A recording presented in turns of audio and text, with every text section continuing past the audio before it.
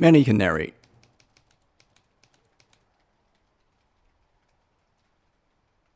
While you narrate. Okay. One morning, when Gregor Samsa woke from troubled dreams, he found himself transformed in his bed into a horrible vermin. He lay on his armor like back, and if he lifted his head a little, he could see his brown belly, slightly domed and divided by arches into stiff sections. The bedding was hardly able to cover it and seemed ready to slide off any moment. His many legs, pitifully thin compared with the size of the rest of him, waved about helplessly as he looked.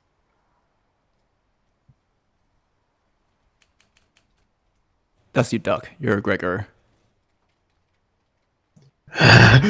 What's happened to me? It wasn't a dream. His room, a proper human room, although a little too small, lay peacefully between its four familiar walls. A collection of textile samples lay spread out on the table. Samsa was a traveling salesman, and above it there hung a picture that he had recently cut out of an illustrated magazine and housed in a nice, good frame. It showed a lady, fitted out with a fur hat and fur boa, who sat upright, raising a heavy fur muff that covered the whole of her lower arm towards the viewer.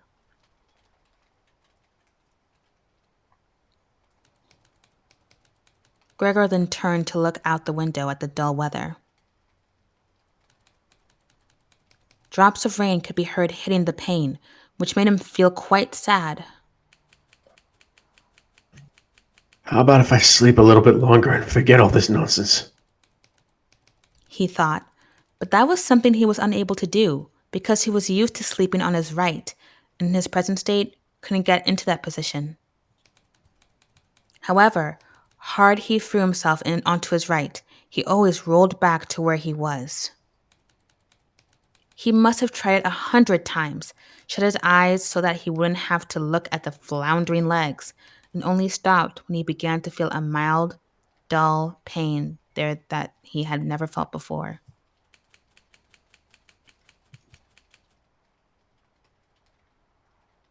Oh God. What a strenuous career it is that I've chosen. Traveling day in and day out. Doing business like this takes much more effort than doing your own business at home. And on top of that, there's the curse of traveling, worrying about.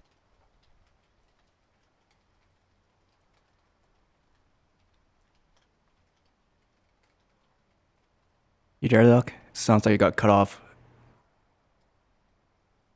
What part did it? There's the curse of traveling, then it just stopped there. Curse of traveling, worries about making train connections.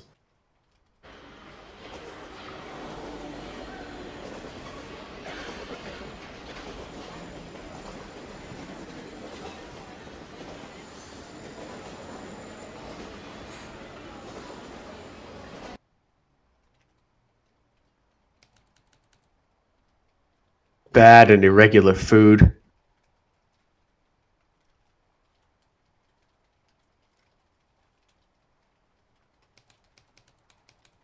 Contact with different people all the time so that you can never get to know anyone or become friendly with them.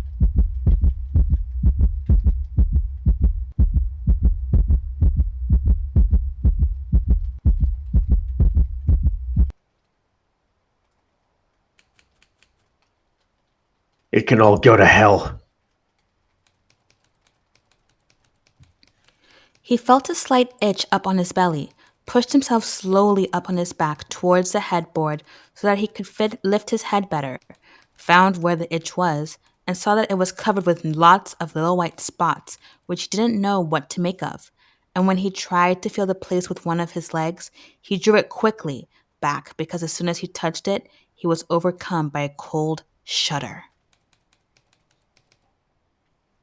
He slid back into his former position.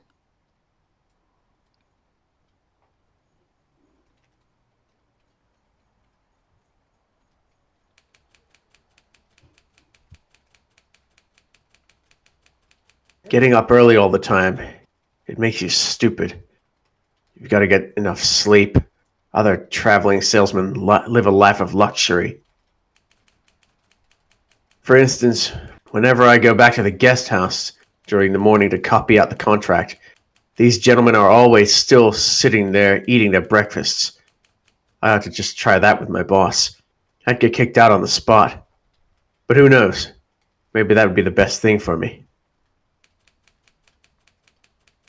If I didn't have my parents to think about, I'd have given him my notice a long time ago. I'd have gone up to the boss and told him just what I think. Tell him everything I would. Let him know just what I feel. He'd fall right off his desk. And it's a funny sort of business to be sitting up there at your desk, talking down to your subordinates from up there, especially when you have to go right up close because the boss is hard of hearing. Well, there's still some hope. Once I've got the money together to pay off my parents' debt to him, another 5 or 6 years, I suppose. That's definitely what I'll do. That's when I'll make the big change. First of all, though, I've got to get up. My train leaves at 5.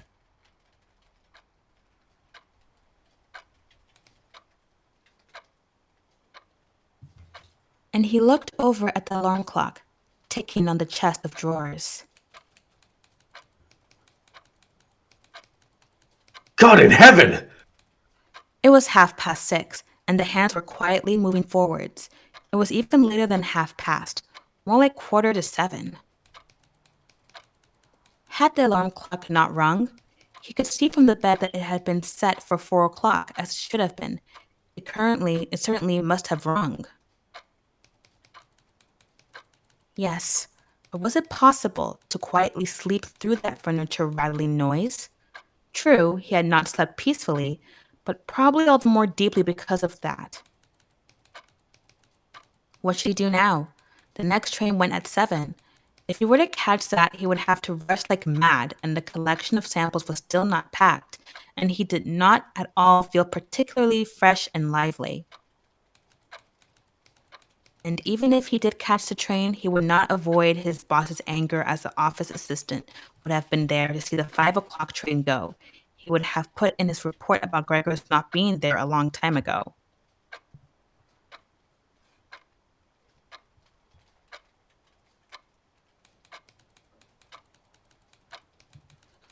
The office assistant was the boss's man, spineless and with no understanding. What about if he reported sick? But that would be extremely strained and suspicious, as in 15 years of service, Gregor had never once yet been ill.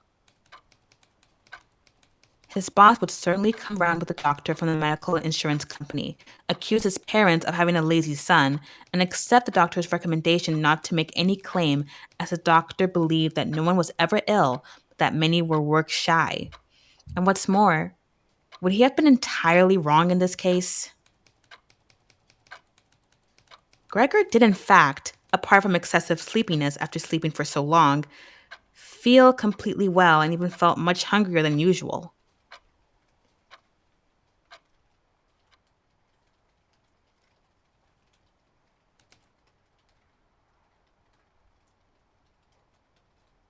Is that still me? Yes, still narration. Okay. He was still hurriedly thinking all this through, unable to decide to get out of the bed when the clock struck 7:15. There was a cautious knock at the door near his head.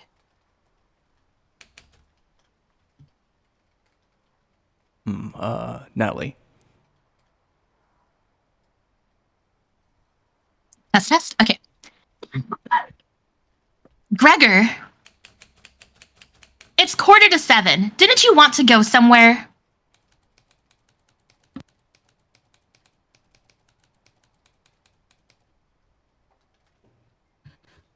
That gentle voice. Gregor was shocked when he heard his own voice answering.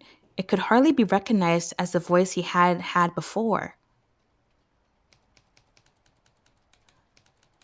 As if from deep inside him, there was a painful and uncontrollable squeaking mixed in with it.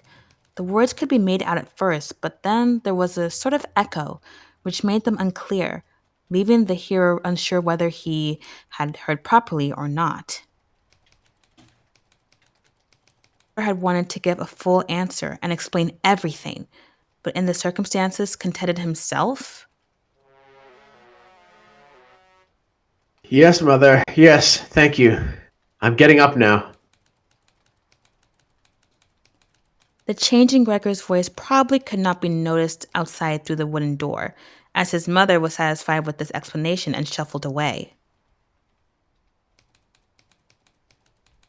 But this short conversation made the other members of the family aware that Gregor, against their expectations, was still at home, as soon as his father came knocking at one of the side doors gently, but with his fist. James? Gregor, what's wrong?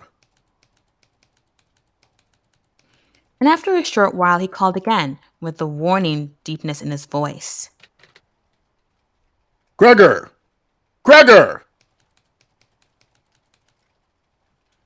At the other side door, his sister came plaintively. Liney, go ahead. Gregor? Aren't you well? Do you need anything? I'm ready now.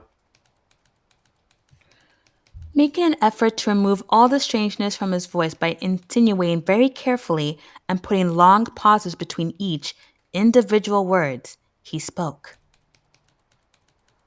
His father went back to his breakfast, but his sister whispered. Gregor, open the door, I beg of you. Gregor, however, had no thought of opening the door, and instead congratulated himself for his cautious habit, acquired from his traveling, of locking all doors at night, even when he was at home.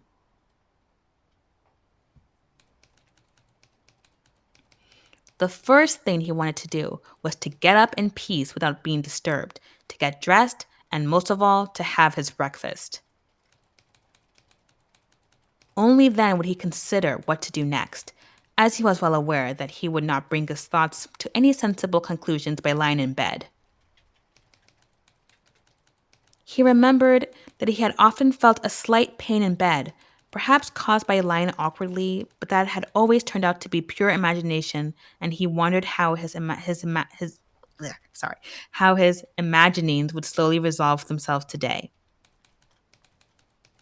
He did not have the slightest doubt that the change in his voice was nothing more than the first sign of a serious cold, which was an occupational hazard for traveling salesmen. It was a simple matter to throw off the covers. He only had to blow himself up a little, and they fell off by themselves. But it became difficult after that, especially as he was so exponentially broad. He would have used his arms and his hands to push himself up, but instead of them, he only had all those little legs continuously moving in different directions, and which he was moreover unable to control. If he wanted to bend one of them, then that was the first one that would stretch itself out. And if he finally managed to do what he wanted with that leg, all the others seemed to be set free and would move about painfully.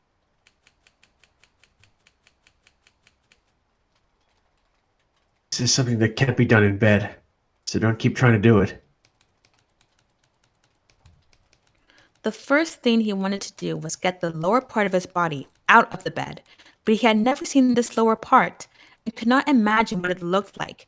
It turned out to be too hard to move. It went so slowly, and finally, almost in a frenzy, when he carelessly shoved himself forward with all the force he could gather, he chose the wrong direction, hit hard against the lower bedpost, and learned from the burning pain he felt that the lower part of his body might, well, at present, be the most sensitive. So then he tried to get the top part of his body out of the bed first, carefully turning his head to the side. This he managed quite easily, and despite its breadth and its weight, the bulk of his body eventually followed slowly in the direction of the head. But when he had at last got his head out of the bed and into the fresh air, it occurred to him that if he let himself fall, it would be a miracle if his head were not injured. So he became afraid to carry on pushing himself forward the same way. And he could not knock himself out now at any price. Better to stay in bed than lose consciousness.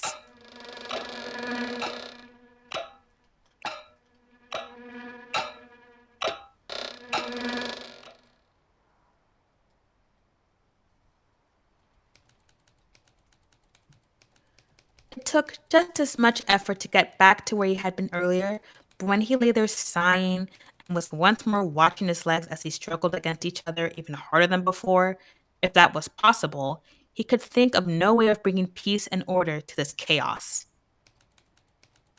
He told himself once more that it was not possible for him to stay in bed, and that the most sensible thing to do would be to get free of it in whatever way he could at whatever sacrifice. At the same time, though, he did not forget to remind himself that calm consideration was much better than rushing to desperate conclusions. At times like this, he would direct his eyes to the window and look out as clearly as he could. But unfortunately, even the other side of the narrow street was enveloped in morning fog, and the view had little confidence or cheer to offer him. 7 o'clock already, He said to himself when the clock struck again. 7 o'clock and there's still a fog like this. And he lay there quietly a while longer, breathing lightly as if he perhaps expected the total stillness to bring things back to their real and natural state. But then he said to himself, before it strikes 7:15, I'll definitely have to have got properly out of bed. And by then, somebody will have come around from work to ask what's happened to me as well, as he opened up at work before 7 o'clock. And so he set himself to the task of swinging the entire length of his body out of the bed all at the same time. If he succeeded in falling out of bed in this way and kept his head raised as he did so he could probably avoid injuring it, his back seemed to be quite hard, and probably nothing would happen to it falling onto the carpet.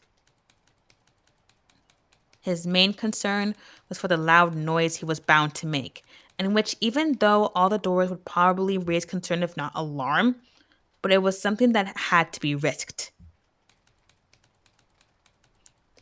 When Gregor was already sticking halfway out of the bed, the new method was more of a game than an effort.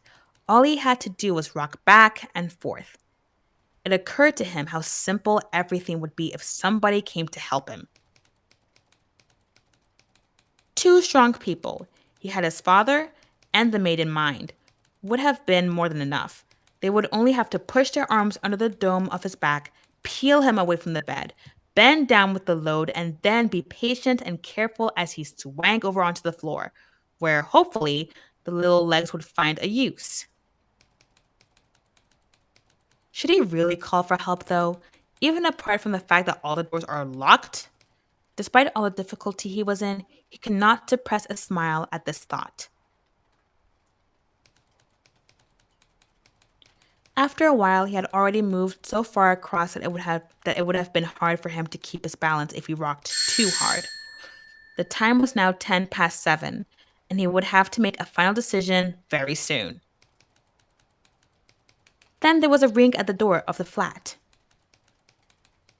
That'll be someone from work, He said to himself, and froze very still, although his little legs only became all the more lively as he danced around. For a moment, everything remained quiet. "They're not opening the door," Gregor said to himself, caught in some nonsensical hope. But then, of course, the maid's firm steps went to the door as ever and opened it. Gregor only needed to hear the visitor's first words of greeting, and he knew who it was. The chief clerk himself. Why did Gregor have to be the only one condemned to work for a company where they immediately became highly suspicious at the slightest shortcoming? Were all employees, every one of them, louts, Was there not one of them who was faithful and devoted, who would go so mad with pangs of conscience that he couldn't get out of bed if he didn't spend at least a couple of hours in the morning on company business? Was it really not enough to let one of the trainees make inquiries, assuming inquiries were even necessary? Did the chief clerk have to come himself, and did they have to show the whole innocent family that this was so suspicious that only the chief clerk could be trusted to have the wisdom to investigate it? And more because these thoughts had made him upset than through any proper decision, he swung himself with all his force out of the bed. There was a loud thump. It wasn't really a loud noise. His fall was softened a little by the carpet, and Gregor's back was also more elastic than he had thought, which made the sound muffled and not too noticeable. He had not held his head carefully enough, though it hit as he fell. Annoyed and in pain, he turned it and rubbed it against the carpet.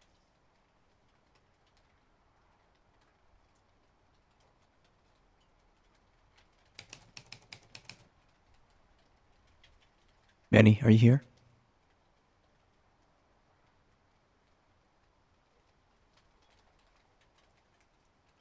I guess you still have trouble hearing me.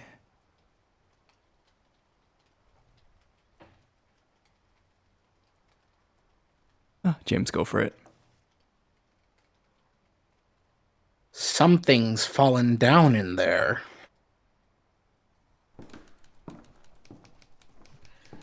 Gregor tried to imagine whether something of the sort that had happened to him today could ever happen to the chief clerk too. You had to concede that it was possible. But as if in gruff reply to this question, the chief clerk's firm footsteps in his highly polished boots could now be heard in the adjoining room.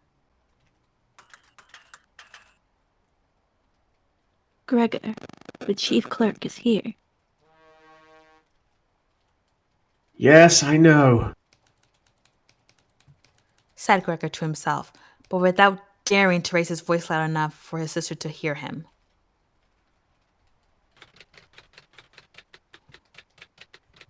Gregor, the chief clerk has come around and wants to know why you haven't left on the early train. We don't know what to say to him. And anyway, he wants to speak to you personally. So please, open up this door. I'm sure he'll be good enough to forgive the untidiness of your room. Good morning, Mr. Samsa. He isn't well. His father continued to speak for the door. He isn't well, please believe me. Why else would Gregor have missed a train? The lad only ever thinks about the business. It nearly makes me cross the way he never goes out in the evenings. He's been in town for a week now, but stayed home every evening. He sits with us in the kitchen and just reads the paper or studies the train timetables. His idea of relaxation is working with his fret saw. He's made a little frame, for instance. It only took him 2 or 3 evenings. You'll be amazed how nice it is. It's hanging up in his room. You'll see it as soon as Gregor opens the door. Anyway, I'm glad you're here. We wouldn't have been able to get Gregor to open the door by ourselves. He's so stubborn. And I'm sure he isn't well. He said this morning that he is, but he isn't. I'll be there in a moment.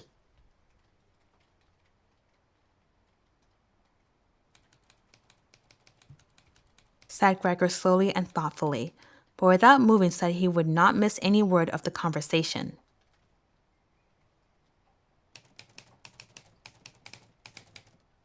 Well, I can't think of any other way of explaining it, Mr. Samsa. I hope it's nothing serious. But on the other hand, I must say that if we people in commerce ever become slightly unwell, then unfortunately, or unfortunately, as you like, we simply have to overcome it because of business considerations.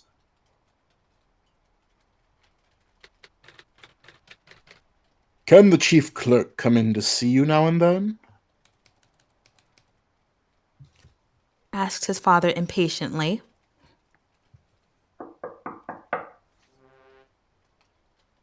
No. In the room on his right, there followed a painful silence. In the room on his left, his sister began to cry.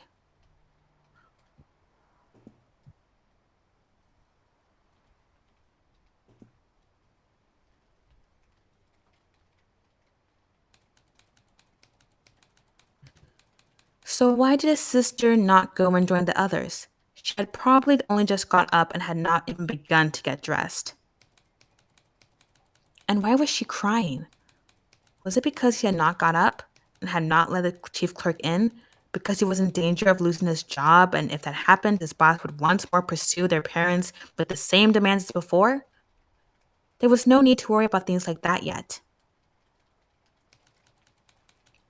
Gregor was still there and had not the slightest intention of abandoning his family. For the time being, he just lay there on the carpet, and no one who knew the condition he was in would seriously have expected him to let the chief clerk in. It was only a minor discourtesy, and a suitable excuse could easily be found for it later on. It was not something for which Gregor could be sacked on the spot. And it seemed to Gregor much more sensible to leave him now in peace instead of disturbing him with talking at him and crying. But the others didn't know what was happening. They were worried that would excuse their behavior.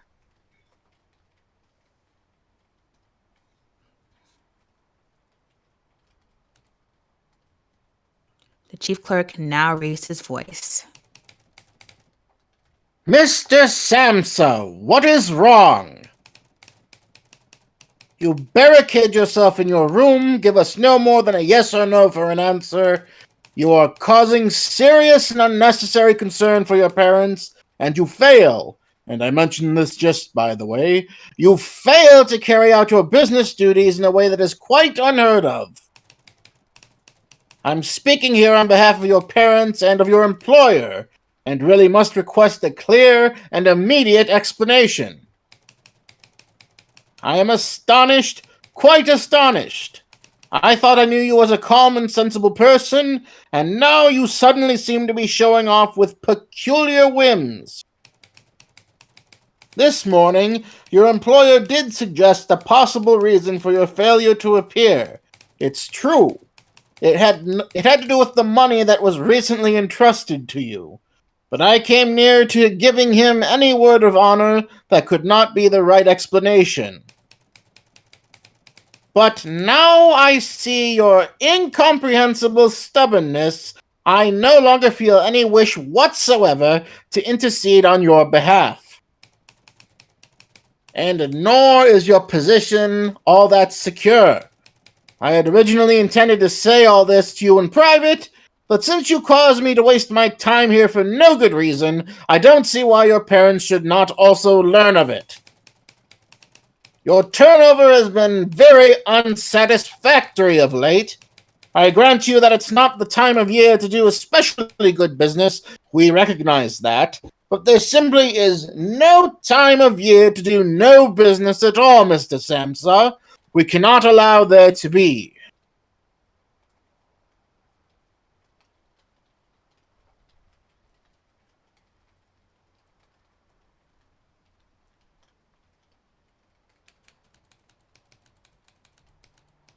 But, sir! Called Gregor, beside himself and forgetting all else in the excitement. I'll open up immediately. Just a moment. I'm slightly unwell. An attack of dizziness. I haven't been able to get up. I'm still in bed now. I'm quite fresh again now, though. I'm just getting out of bed. Just a moment. Be patient. It's not quite as easy as I thought. I'm quite all right now, though. It's shocking. What can suddenly happen to a person? I was quite all right last night. My parents know about it. Perhaps better than me. I had a small symptom of it last night already.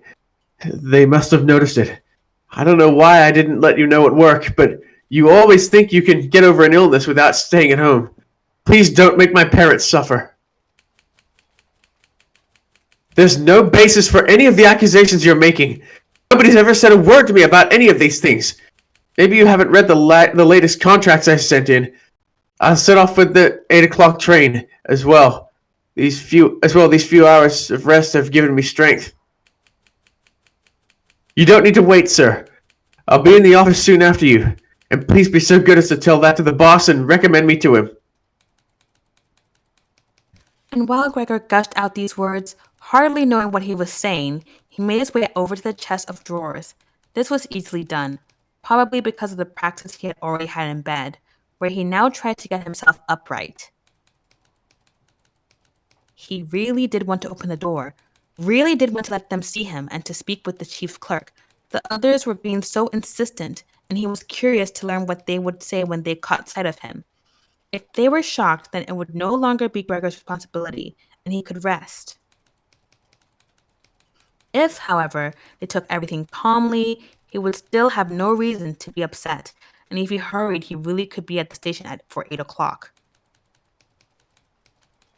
The first few times he tried to climb up on the smooth chest of drawers, he just slid down again, but he finally gave himself one last swing and stood there upright. The lower part of his body was in serious pain, but he no longer gave any attention to it. Now he let himself fall against the back of a nearby chair and held tightly to the edges of it with his little legs. By now, he had also calmed down and kept quiet so that he could listen to what the chief clerk was saying.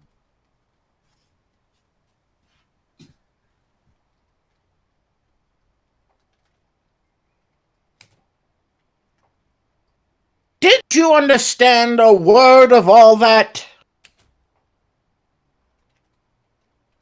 Oh, God. Called his mother, who was already in tears. He could be seriously ill and we're making him suffer. Grete! Grete! Do I say the she then cried part, or? I guess that's supposed to be narrator. She then cried. Mother? His sister called from the... Oh, is that... Narrator. Okay, it's so confusing. Oh. His sister called from the other side. They communicated across Gregor's room.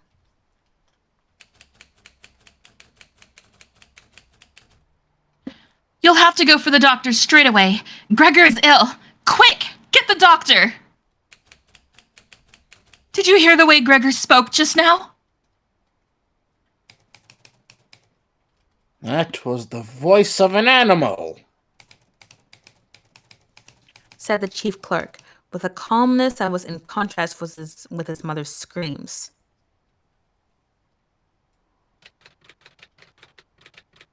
Anna? Anna! His father called into the kitchen through the entrance hall, clapping his hands. Get a locksmith here, now! And the two girls, their skirts swishing, immediately ran out through the hall, wrenching open the front door of the flat as they went. How had his sister managed to get dressed so quickly? There was no sound of the door banging shut again. They must have left it open. People often do in homes where something awful has happened.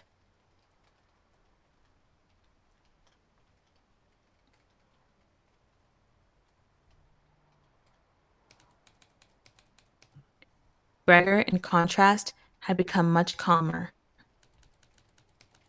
So they couldn't understand his words anymore, although they seemed clear enough to him, clearer than before. Perhaps his ears had become used to the sound. They had realized, though, that there was something wrong with him and were ready to help. The first response to a situation had been confident and wise, and that made him feel better. He felt that he had been drawn back in among people, and from the doctor and the locksmith he expected great and surprising achievements, although he did not really distinguish one from the other. Whatever was said next would be crucial, so in order to make his voice as clear as possible, he coughed a little, but taking care to do this not too loudly, as even this might well sound different from the way that a human coughs, and he was no longer sure he could judge this for himself. Meanwhile, it had become very quiet in the next room. Perhaps his parents were sat at the table whispering with the chief clerk, or perhaps they were all pressed against the door and listening. Gregor slowly pushed his way over to the door with a chair. Once there, he let go of it and threw himself onto the door, holding himself upright against it using the adhesive on the tips of his legs. He rested there a little while to recover from the effort involved and then set himself the task of turning the key in the lock with his mouth. He seemed, unfortunately, to have no proper teeth. How was he, then, to grasp the key? But the lack of teeth was, of course, made up for with a very strong jaw. Using the jaw, he really was able to start the key turning, ignoring the fact that he must have been causing some kind of damage as the brown fluid came from his mouth, flowed over the key, and dripped onto the floor.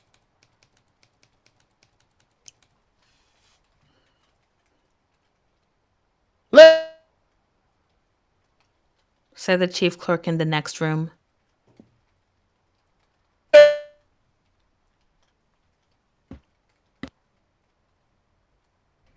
I think you got cut off there, James. You cut off a lot there.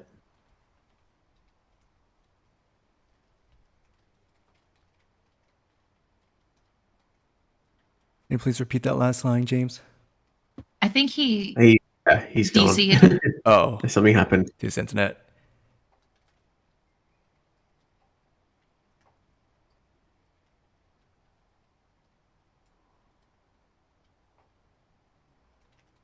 Right, we'll wait then.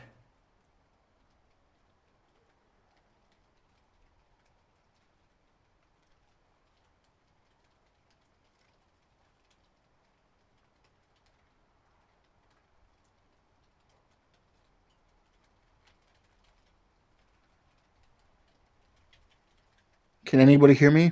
Yeah, we can hear you now. Okay, I don't know what happened. Like Discord just like took a shit on me. It's okay. Anyway. He's turning the key. Gregor was greatly encouraged by this, but they all should have been calling to him, his father and his mother too. Well done, Gregor, they should have cried. Keep at it. Keep hold of the lock. And with the idea that they were all excitedly following his efforts, he bit on the key with all his strength, paying no attention to the pain he was causing himself. As the key turned around the lock with it, only holding himself upright with his mouth, and hung onto the key or pushed it down again with the whole weight of his body as needed. The clear sound of the lock as it snapped back was Gregor's sign that he could break his concentration, and as he regained his breath, he said to himself, So I didn't need the locksmith after all.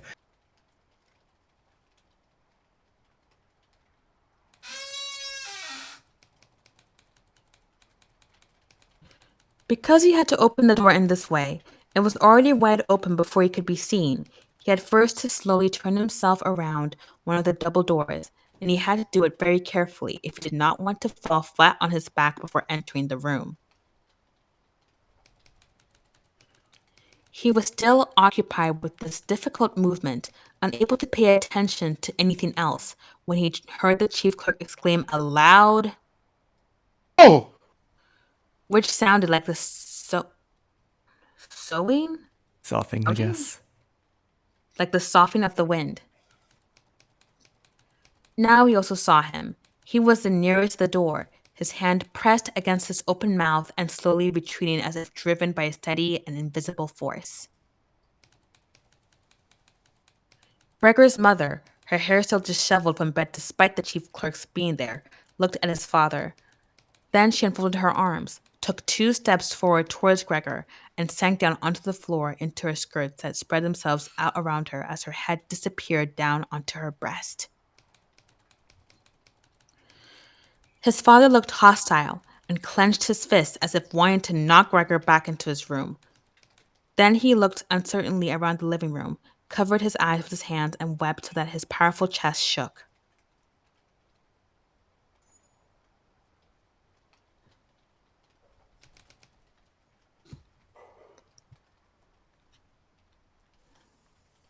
So Gregor did not go into the room, but leaned against the inside of the other door, which was still held bolted in place. In this way, only half of his body could be seen, along with his head above it, which he leant over to one side as he peered out at the others. Meanwhile, the day had become much lighter. Part of the endless gray black building on the other side of the street, which was a hospital, could be seen quite clearly with the austere and regular line of windows piercing its facade. The rain was still falling, now throwing down large individual droplets, which, the washing up from breakfast, lay on the table. There was so much of it because, for Gregor's father, breakfast was the most important meal of the day, and he would stretch it out for several hours as he sat reading a number of different newspapers. On the wall, exactly opposite, there was a photograph of Gregor when he was a lieutenant in the army, his sword in his hand and a carefree smile on his face as he called forth respect for his uniform and bearing. The door to the entrance hall was open, and as the front door of the flat was also open, he could see onto the landing and the stairs where they began their way down below.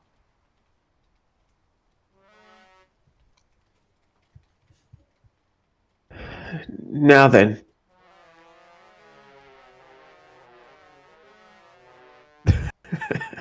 I'll get dressed straight away now. Pack up my samples and set off. Will you please just let me leave? Said Gregor, well aware that he was the only one to have kept calm.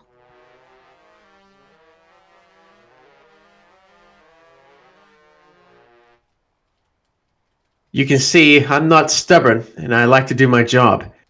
Being a commercial traveler is arduous, but without traveling, I couldn't earn my living.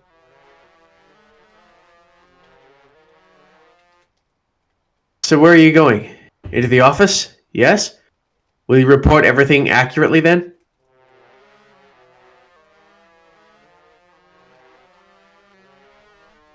It's quite possible for someone to be temporarily unable to work, but that's just the right time to remember what's been achieved in the past and consider that later on. Once the difficulty has been removed, you will certainly work with all the more diligence and concentration.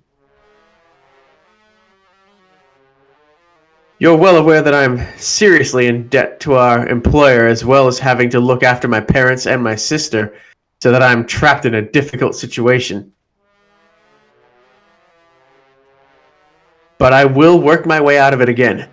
Please don't make things any harder for me than they already are. And don't take sides against me at the office. I know that nobody likes the travelers.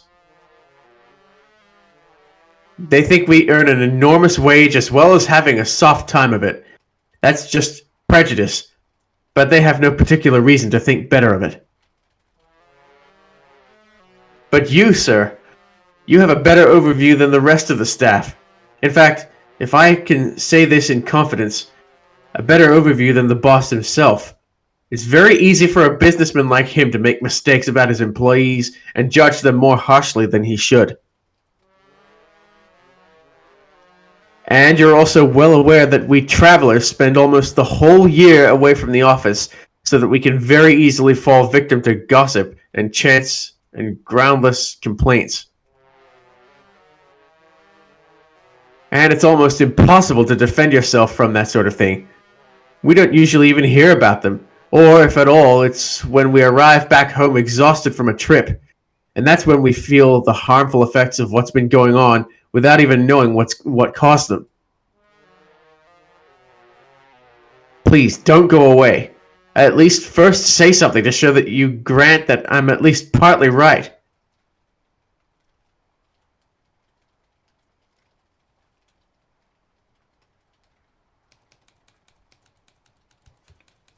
But the chief clerk had turned away as soon as Gregor had started to speak, and with protruding lips only stared back at him over his trembling shoulders as he left.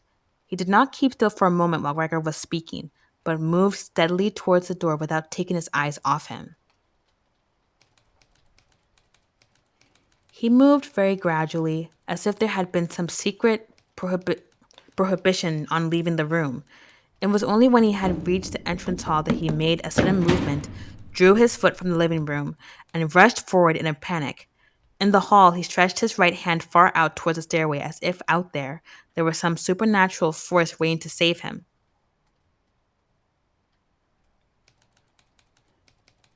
Gregor realized that it was out of the question to let the chief clerk go away in this mood if his position in the firm was not to be put into extreme danger. That was something his parents did not understand very well. Over the years, they had become convinced that this job would provide for Gregor for his entire life. And besides, they had so much to worry about at present that they had lost sight of any thought for the future. Gregor, though, did think about the future. The chief clerk had to be held back, calmed down, convinced, and finally won over. The future of Gregor and his family depended on it. If only his sister were here. She was clever. She was already in tears while Gregor was still lying peacefully on his back. And the chief clerk was a lover of women. Surely she could persuade him. She would close the front door in the entrance hall and talk him out of his shocked state. But his sister was not there. Gregor would have to do the job himself. And without considering that he was still not familiar with how well he could move about in his present state, or that his speech was still might not or probably would not be understood, he let go of the door, pushed himself through the opening, tried to reach the chief clerk on the landing who, ridiculously, was holding onto the banister with both hands. But Gregor fell immediately over and, with a little scream as he sought something to hold onto, landed on his numerous little legs. Hardly had that happened than, for the first time that day, he began to feel all right with his body. The little legs had the solid ground under them. To his pleasure, they did exactly as he told them. They were even making the effort to carry him where he wanted to go, and he was soon believing that all his sorrows would soon be finally at an end. He held back the urge to move but swayed from side to side as he crouched there on the floor.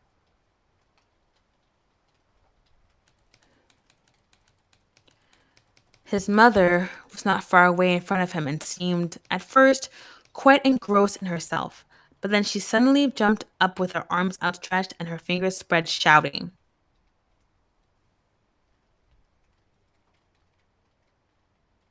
Natalie. Oh, sorry.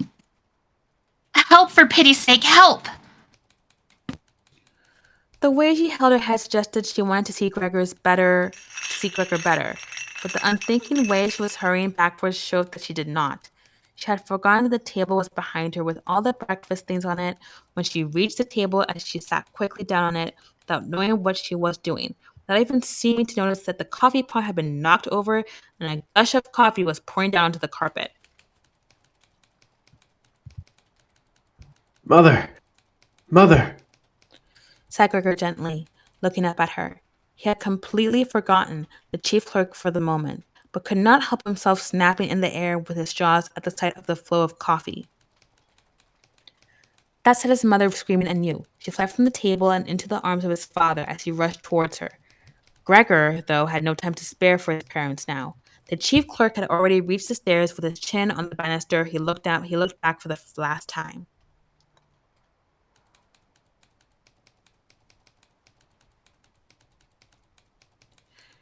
Gregor made a run for him. He wanted to be sure of reaching him. The chief clerk must have expected something, as he leapt down several steps at once and disappeared, his shouts resounding all around the staircase. The flight of the chief clerk seemed, unfortunately, to put Gregor's father into a panic as well. Until then, he had been relatively self-controlled, but now, instead of running after the chief clerk himself, or at least not impeding Gregor as he ran after him, Gregor's father seized the chief clerk's stick in his right hand. The chief clerk had left it behind on a chair along with his hat and overcoat, picked up a large newspaper from the table with his left, and used them to drive Gregor back into his room, stamping his foot at him as he went.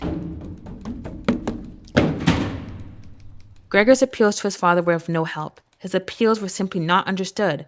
However much he humbly turned his head, his father merely stamped his foot all the harder. Across the room, despite the chilly weather, Gregor's mother had pulled open a window, leant far out of it, and pressed her hands to her face. A strong draught of air flew in from the street towards the stairway. The curtains flew up, the newspapers on the table fluttered, and some of them were blown onto the floor. Nothing would stop Gregor's father as he drove him back, making hissing noises at him like a wild man. Gregor had never had any practice in moving backwards and was only able to go very slowly. If Gregor had only been allowed to turn around, he would have been back in his room straight away, but he was afraid that if he took the time to do that, his father would become impatient, and there was the threat of a lethal blow to his back or head from the stick in his father's hand at any moment.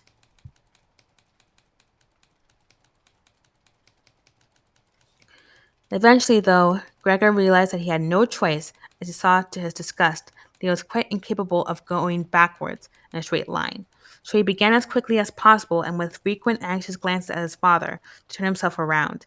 It went very slowly, but perhaps his father was able to see his good intentions as he did nothing to hinder him. In fact, now and then he used the tip of his stick to give directions from a distance as to which way to turn. If only his father would stop that unbearable hissing. It was making Gregor quite confused. When he had nearly finished turning around, still listening to that hissing, he made a mistake and turned himself back a little the way he had just come. He was pleased that when he finally had his head in front of the doorway, but then saw that it was too narrow, and his body was too broad to get through without further difficulty. In his present mood, it obviously did not occur to his father to open the other of the double doors so that Gregor would have enough space to get through. He was merely fixed on the idea that Gregor should be got back into his room as quickly as possible. Nor would he ever have allowed Gregor the time to get himself upright as preparation for getting through the doorway.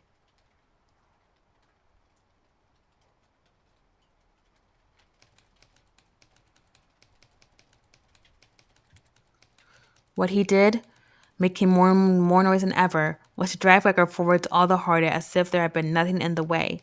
It sounded to Gregor as if there was now more than one father behind him. It was not a pleasant experience, and Gregor pushed himself into the doorway without regard for what might happen. One side of his body lifted itself.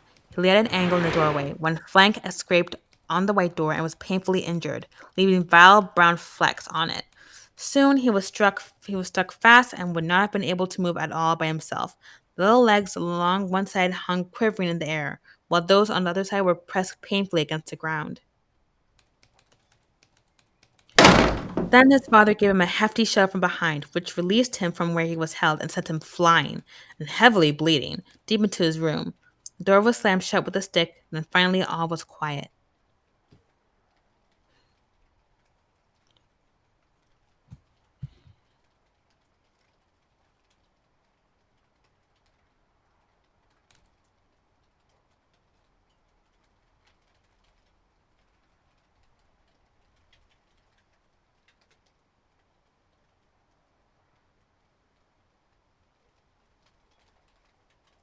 Ma.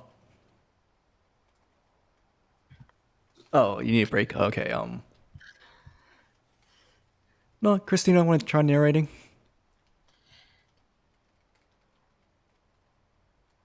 Sure. It was not until it was getting dark that evening that Gregor awoke from his deep and coma-like sleep. He would have woken soon afterwards, anyway, even if he hadn't been disturbed, as he had enough sleep, felt fully rested. But he had the impression of some hurried steps, and the sound of the door leading into the front room being carefully shut had woken him. The light from the electric street lamps shone palely here and there onto the ceiling and tops of the furniture. Down below, where Gregor was, it was dark. He pushed himself over to the door, feeling his way clumsily with his antenna, of which he was now beginning to learn the value, in order to see what had been happening there.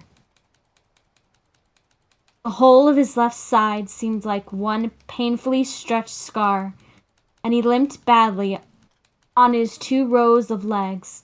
One of the legs had been badly injured in the events of that morning. It was nearly a miracle that only one of them had been, and dragged along lifelessly. It was only when he had reached the door that he realized what it actually was that had drawn him over to it.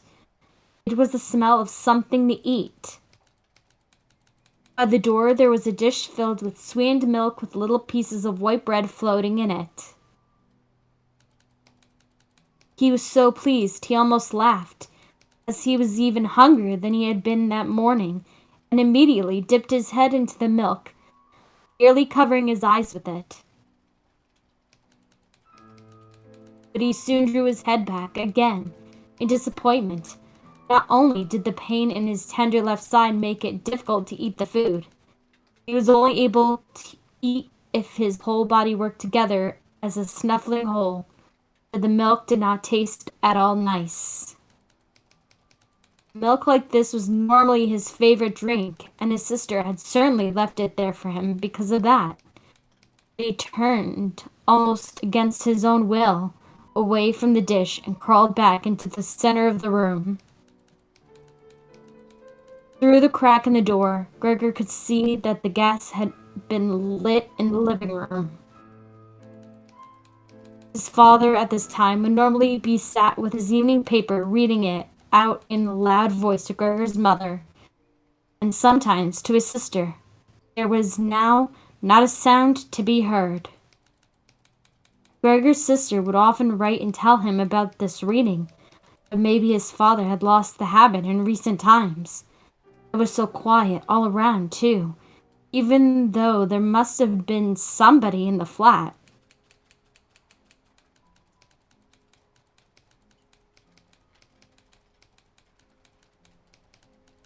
Gregor? What a quiet life it is the family lead, said Gregor to himself, and gazing into the darkness felt a great pride that he was able to provide a life like that in such a nice home for his sister and parents. But what now, if all this peace and wealth and comfort should come to a horrible and frightening end? That was something that Gregor did not want to think about too much, so he started to move about, crawling up and down the room. Once during that long evening, the door on one side of the room was opened, very slightly, and hurriedly closed again. Later on, the door on the other side did the same. It seemed that someone needed to enter the room, but thought better of it. Gregor went and waited immediately by the door, resolved either to bring the timorous visitor into the room in some way, or at least find out who it was. The door was opened no more that night, and Gregor waited in vain. The previous morning, while the doors were locked, everyone had wanted to get in there to him, but now that he had opened up one of the doors, and the other had clearly been unlocked sometime during the day, no one came, and the keys were in the other sides.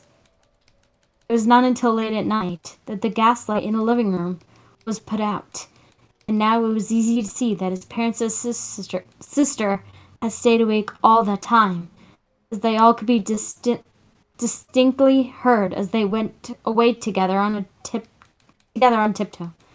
It was clear that no one would come into Gregor's room any more until morning. It gave him plenty of time to think undisturbed about how he would have to rearrange his life.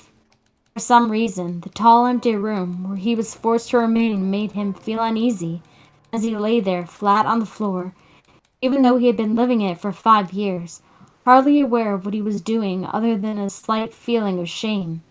He hurriedly under the couch. It pressed down on his back a little, and he was no longer able to lift his head. But he nonetheless felt immediately at ease, and his only regret was that his body was too broad to get it all underneath. He spent the whole night there. Some of the time he passed in a light sleep, although he frequently awoke from it in alarm because of his hunger.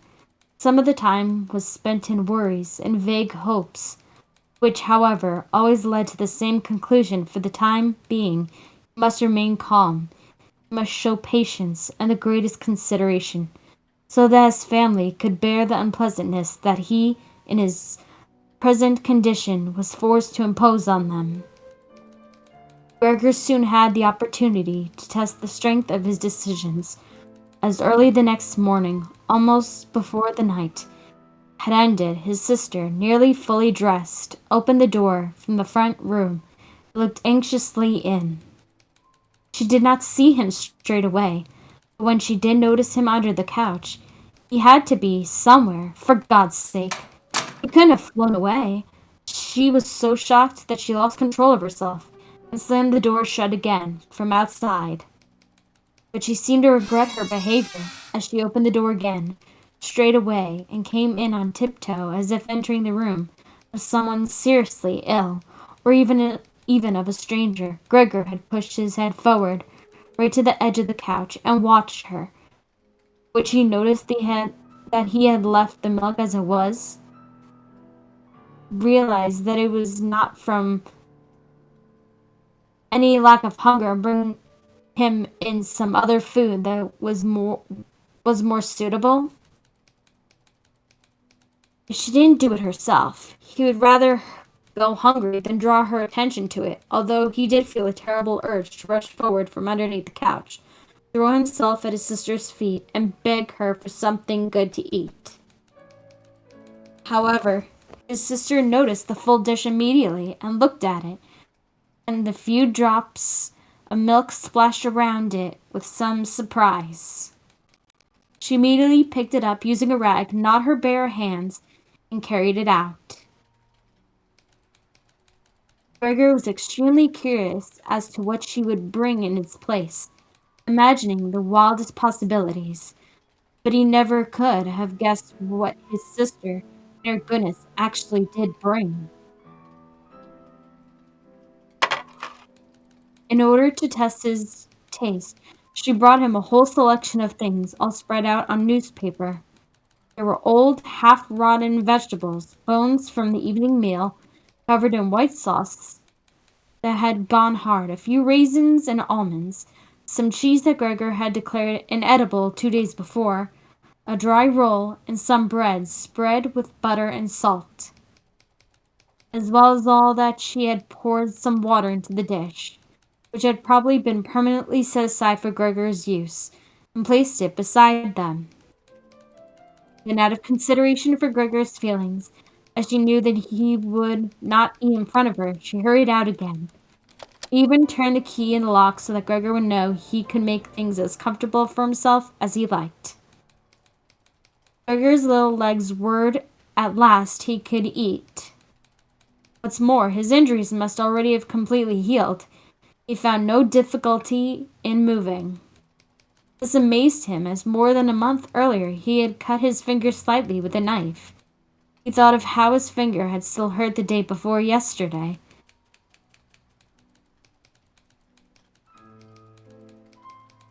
Am I less sensitive than I used to be then? He thought, was already sucking greedily at the cheese, which had immediately, almost compellingly attracted him, much more than the other foods on the newspaper. Quickly, one after another, the eyes watering with pleasure, he consumed the cheese, the vegetables, and the sauce. The fresh foods, on the other hand, he didn't like at all, and even dragged the things he did want to eat a little away from them because he couldn't stand the smell. Long after he had finished eating and lay lethargic in the same place, his sister slowly turned the key in the lock as a sign to him that he should withdraw. He was immediately startled, although he had been half asleep, and he hurried back under the couch. But he needed great self-control to stay there, even for the short time that his sister was in the room, as eating so much food had rounded out his body a little, and he could hardly breathe in that narrow space. Half suffocating, he watched with bulging eyes as his sister unself-consciously took a broom and swept up the leftovers, mixing them in with the food he had not even touched at all, as if it could not be used any more.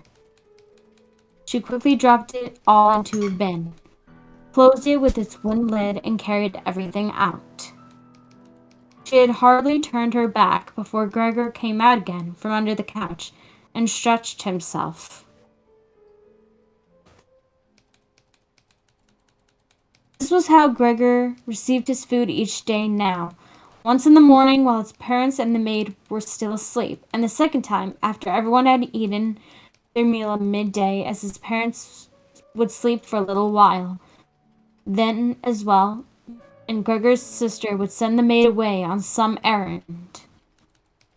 Gregor's father and mother certainly did not want him to starve either, but perhaps it would have been more than they could stand to have any more experience of his feelings than being told about it, and perhaps his sister wanted to spare them what distress she could, as they were indeed suffering enough.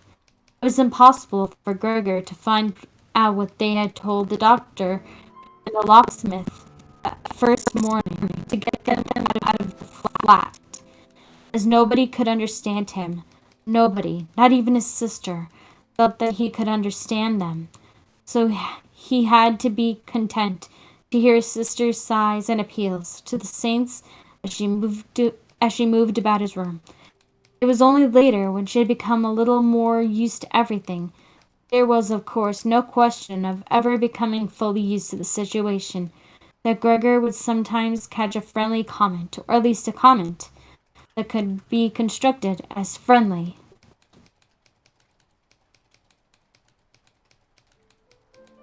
He's enjoyed his dinner today. She might say, when he had diligently cleared away all the food left for him, or if he left most of it, which slowly became more and more frequent, he would often say sadly, Now everything's just been left there again. Although Gregor wasn't able to hear any news directly, he did listen to much of what was in the next rooms, and whenever he heard anyone speaking, he would scurry straight to the appropriate door and press his whole body against it. There was seldom any conversation, especially at first, that was not about him in some way, if only in secret. For 2 whole days, all the talk at every mealtime was about what they should do now. Even between meals, they spoke about the same subject, as they were always at least 2 members of the family at home. Nobody wanted to be at home by themselves. It was out of the question to leave the flat entirely empty. And on the very first day, the maid had fallen to her knees and begged Gregor's mother to let her go without delay.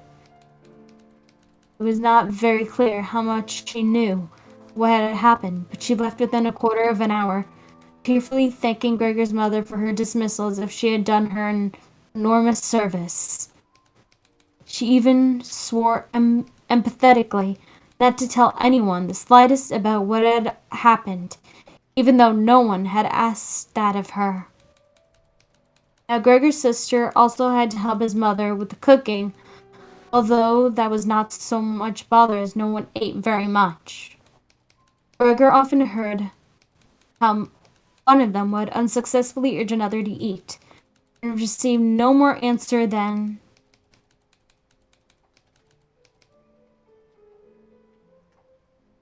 Looney. Oh, sorry, I thought that was Gregor. No thanks, I've had enough. or something similar. No one drank very much either. His sister would sometimes ask his father whether he would like a beer, hoping for the chance to go and fetch it herself. When his father then said nothing, she would add, so that he would not feel selfish, that she could send the housekeeper for it. But then his father would close the matter with a big loud, No. and no more words would be said. Even before the first day had come to an end, his father had explained to Gregor's mother and sister what their finances and prospects were.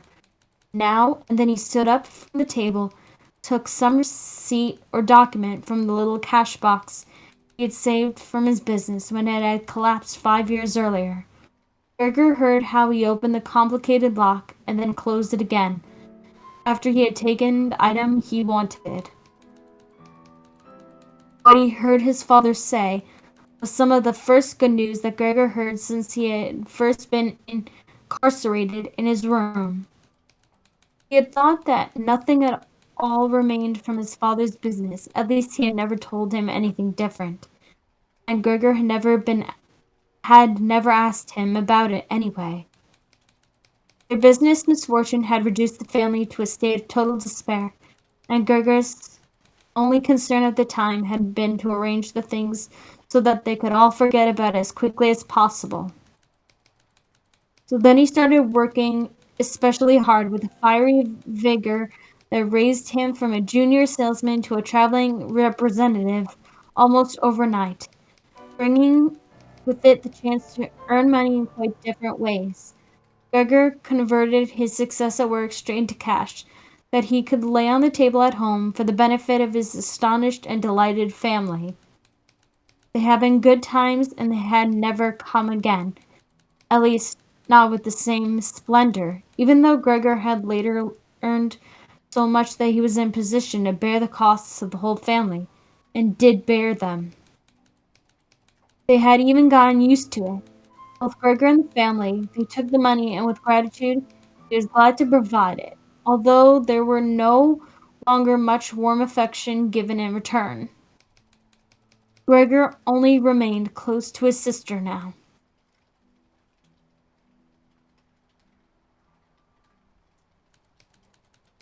Unlike him, she was very fond of music and gifted and expressive violinist. It was his secret plan to send her to the conservatory next year, even though it would cause great expense that would have to be made up for in some other way.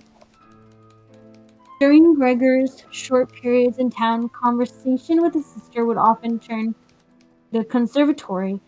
It was only ever mentioned as a lovely dream that could never be realized.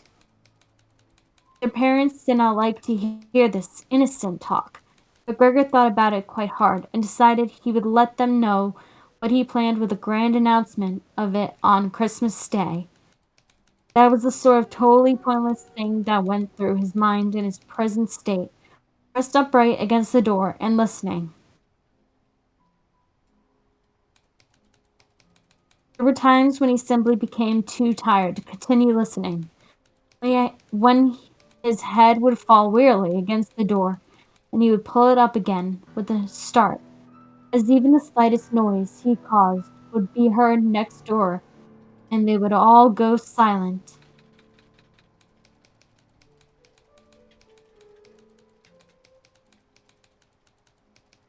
What's that he's doing now?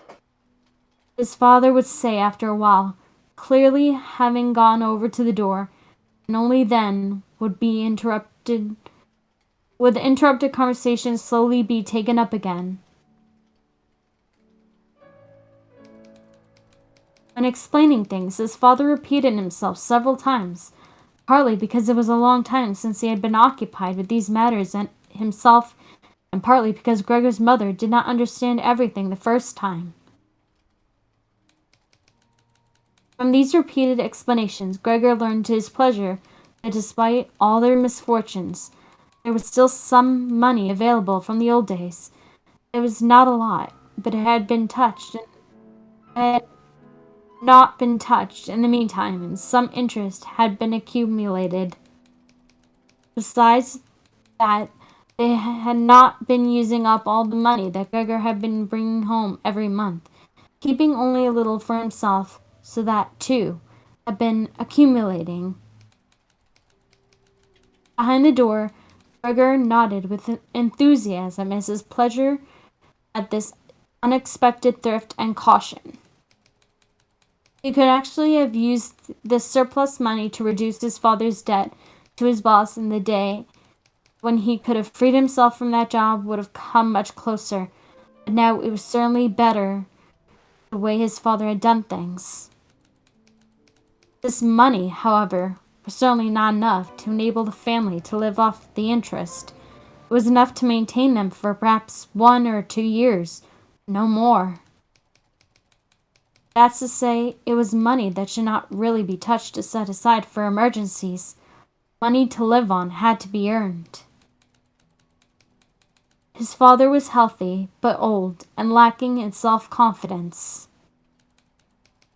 During the 5 years that he had not been working, the first holiday in life that had been full of strain and no success, he had put on a lot of weight and become very slow and clumsy. Would Gregor's elderly mother now have to go and earn money? She suffered from asthma, and it was a strain for her just to go move about the home. Every other day would be spent struggling for breath on the sofa by the open window. Would his sister have to go and earn money? She was still a child of 17.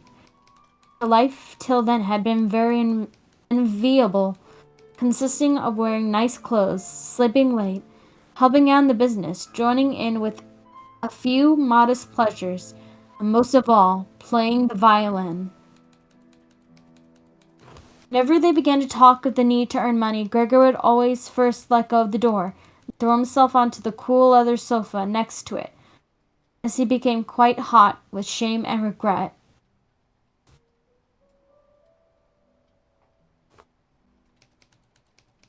He would often lie there the whole night through, not sleeping a wink, but scratching at the leather for hours on end. Or he might go to all the effort of pushing a chair to the window, climbing up onto the sill and propped up in the chair, leaning on the window to stare out of it. He had used to feel a great sense of freedom from doing this, but doing it now, he was obviously something more remembered than experienced, as what he actually saw in the way was becoming less distinct every day. Even things that were quite near, he had used to curse the ever-present view of the hospital across the street, but now he could not see it at all. If he had not known that he lived in Charltontrasse, which was a quiet street despite being in the middle of the city, he could have thought that he was looking out the window at a barren waste, where the gray sky and the gray earth mingled inseparably. His observant sister only needed to notice the chair twice before she would always push it back to its exact position by the window. After she had tidied up the room and even left the inner pane of the window open from then on.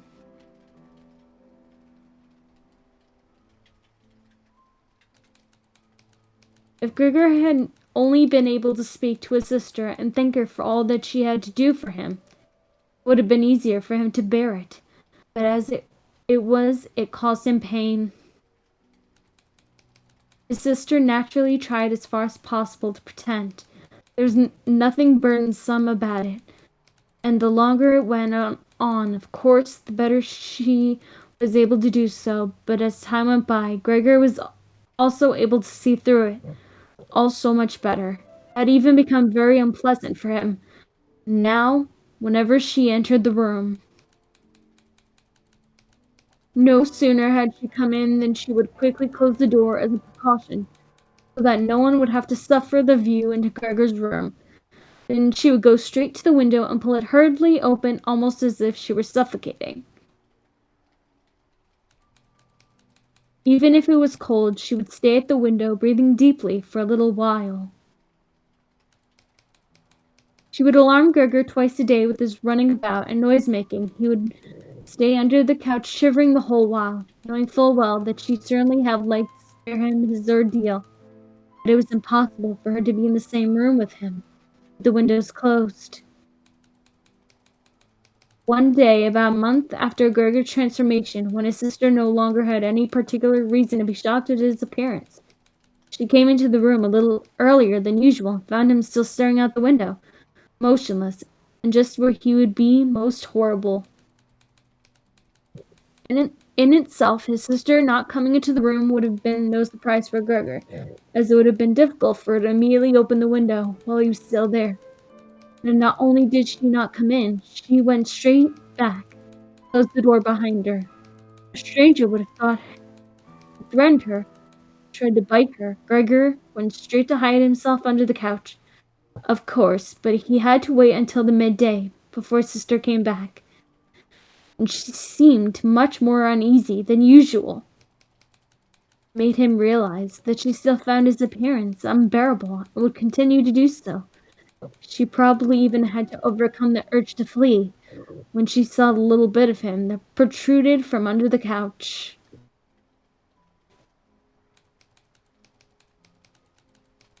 One day, in order to spare her even this sight, he spent 4 hours carrying the bedsheet over to the couch on his back and arranged it so that it was completely covered and his sister would not be able to see him, even if she bent down. She did not think that she was necessary, then all she had to do was take it off again, as it was clear enough that it was no pleasure for Gregor to cut himself off so completely. She left the sheet where it was. Gregor even thought he glimpsed a look of gratitude one time when he carefully looked out from under the sheet to see how his sister liked the new arrangement. For the first 14 days, Gregor's parents could not bring themselves to come into the room to see him. He would often hear them say how they appreciated all the new work his sister was doing, even though before they had seen her as a girl who was somewhat useless and frequently been annoyed with her. And now the two of them, father and mother, would often both wait outside the door of Gregor's room while his sister tidied up in there. And as soon as she went out again, she would have to tell them exactly how everything looked, what Gregor had eaten, how he had behaved this time, and whether perhaps any slight improvement could be seen. His mother also wanted to go in and visit Gregor relatively soon, but his father and sister at first persuaded her against it. Gregor listened very closely to all this and approved fully.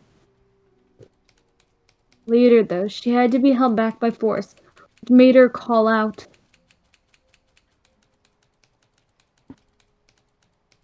Let me go and see Gregor. He is my fortunate son. Can't you understand I have to see him? and Gregor would think to himself that maybe it would be better if his mother came in. Not every day, of course, but one day a week. Perhaps she could understand everything much better than his sister, who, for all her courage, was still just a child after all, and really not have had an adult's appreciation of the burdensome job she had taken on. Gregor's wish to see his mother was soon realized. Out of consideration for his parents, Gregor wanted to avoid being seen at the window during the day. The few square meters of the floor did not give him much room to crawl about. It was hard to just lie quietly through the night. His food soon stopped giving him any pleasure at all, and so, to entertain himself, he got into the habit of crawling up and down the walls and ceiling. He was especially fond of hanging from the ceiling. It was quite different from lying on the floor. He could breathe more freely, his body had a light swing to it, and up there, relaxed and almost happy, it might happen that he would surprise even himself by letting go of the ceiling and landing on the floor with a crash. But now, of course, he had a far better control of his body than before, and even with a fall as great as that, caused himself no damage. Very soon his sister noticed Gregor's new way of entering himself. He had, after all, left traces of the adhesive from his feet as he crawled about, got into her head to make it as easy as possible for him by removing the furniture that got in his way, especially the chest of drawers and the desk.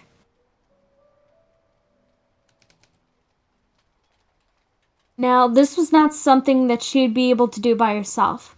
She did not dare ask for help from her father. The 16-year-old maid had carried on bravely since the cook had left, but she certainly would not have helped in this. She had even asked to be allowed to keep the kitchen locked at all times, and never to open the door unless it was especially important. So his sister had no choice but to choose some time when Gregor's father was not there, and fetch his mother to help her as she approached the room. Gregor could hear his mother express her joy. Once at the door, she went silent. First, of course, his sister came in and looked around to see that everything in the room was all right, and only then did she let her mother enter.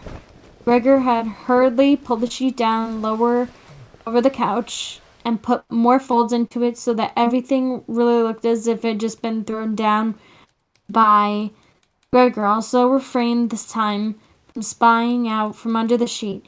He gave up the chance to see his mother until later and was simply glad that she had come. You can come in. You can't be seen.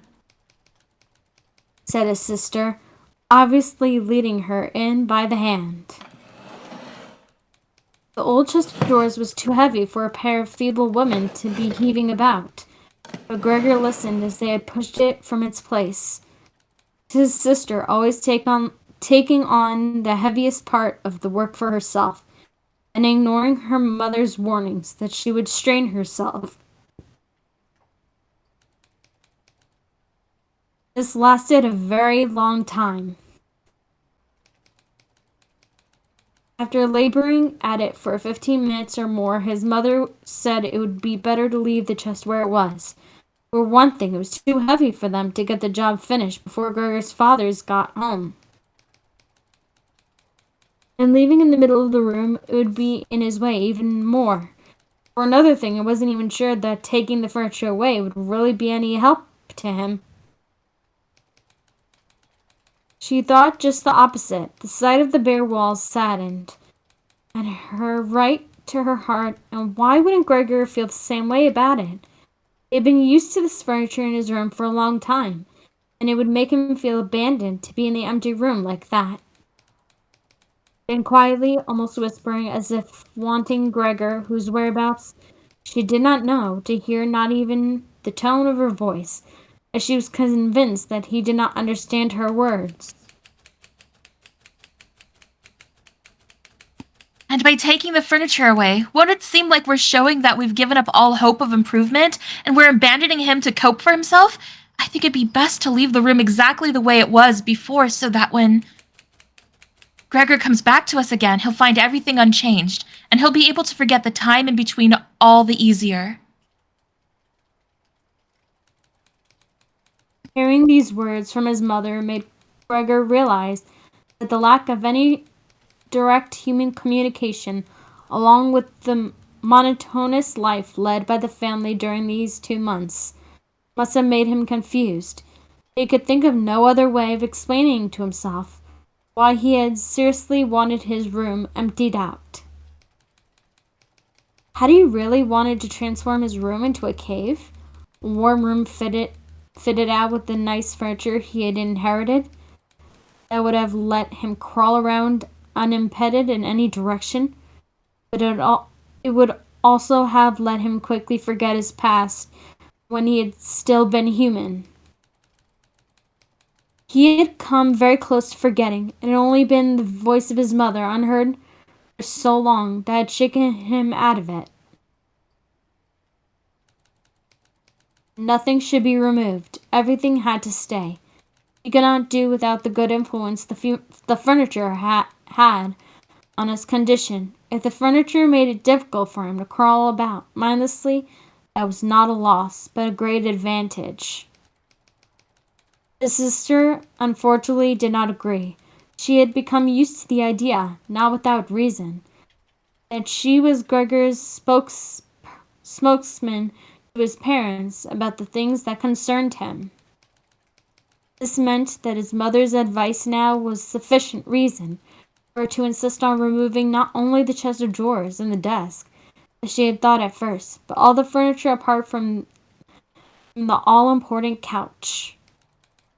It was more than childish perversity, of course, or the unexpected confidence she had recently acquired that made her insist.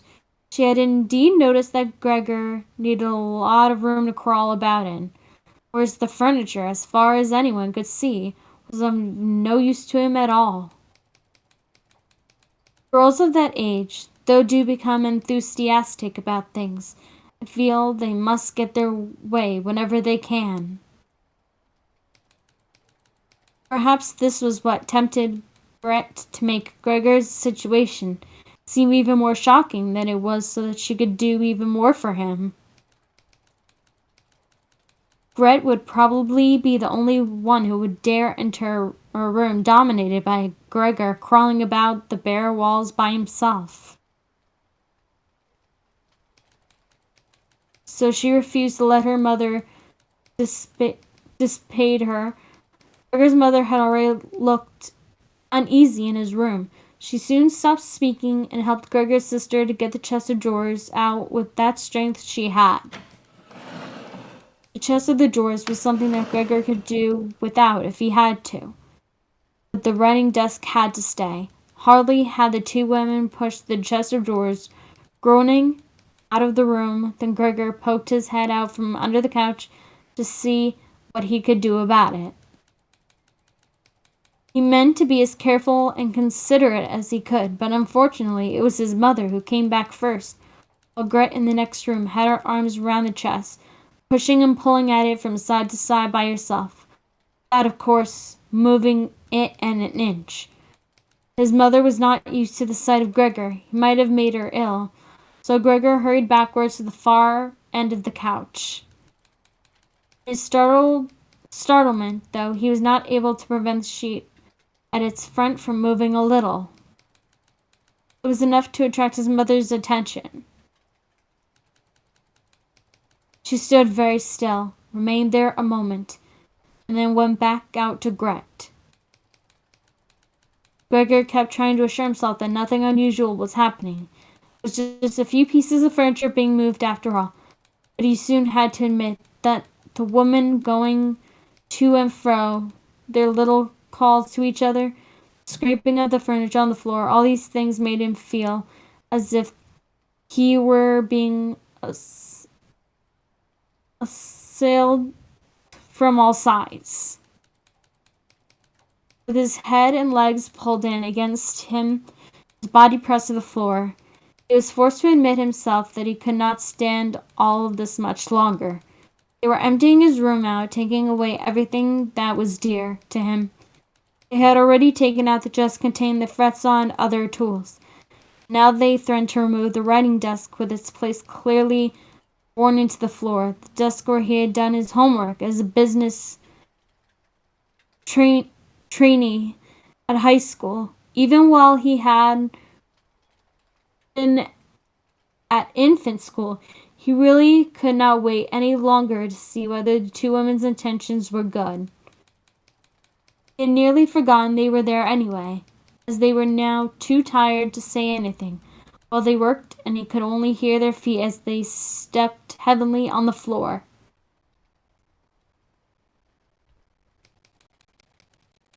So while the women were leant against the desk in the other room, catching their breath, he sallied out, changed direction 4 times, not knowing what he should say first, before his attention was suddenly caught by the picture on the wall, which was already denuded of everything else that had been on it.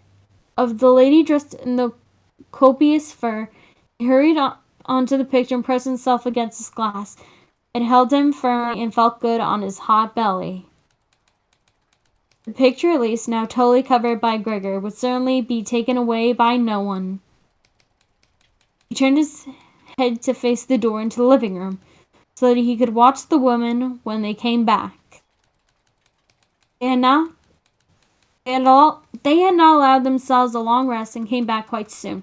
Grete had put her arm around her mother and was nearly carrying her. What shall we take now, then? Said Grete, and looked around. Her eyes met those of Gregor on the wall. Perhaps only because her mother was there, she remained calm, bent her face to her, so that she would not look around, and said, albeit hurriedly and with a tremor in her voice,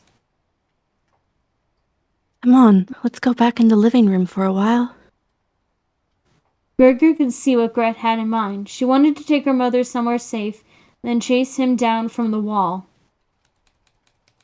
Well, she could certainly try it. He sat unyielding on his picture. He would rather jump at Grete's face.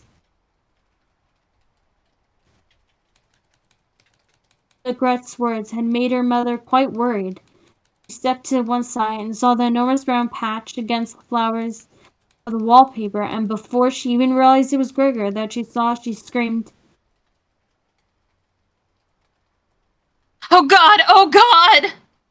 Arms outstretched, she fell onto the couch as if she had given up everything and stayed there, immobile.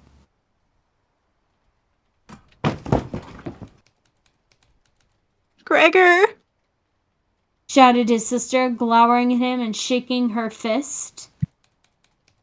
That was the first word she had spoken to him directly since his transformation. She ran into the other room to fetch some kind of smelling salts to bring her mother out of her faint. Gregor wanted to help too. He could save his picture later, although he stuck fast to the glass and he had to pull himself off by force. Then he too ran into the next room as if he would advise his sister like in the old days. But he had to just stand behind her doing nothing. She was looking into various bottles. He startled her when she turned around. A bottle fell to the ground and broke. A splinter cut Gregor's face. Some kind of caustic medicine splashed all over him now. Without delaying any longer, Grete took hold of all the bottles she could and ran with them into her mother. She slammed the door shut with her foot.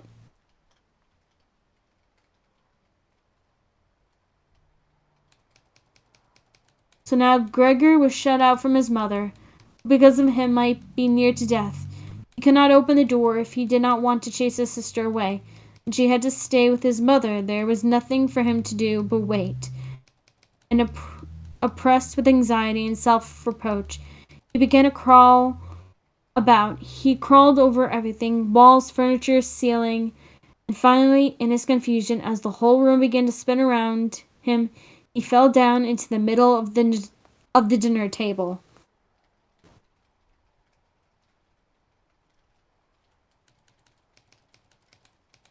He lay there for a while, numb and immobile. All around him was quiet. Maybe that was a good sign. Then there was someone at the door. The maid, of course, had locked herself in her kitchen, so that Grete would have to go and answer it.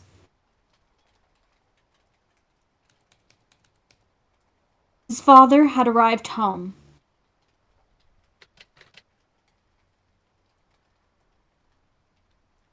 What's happened?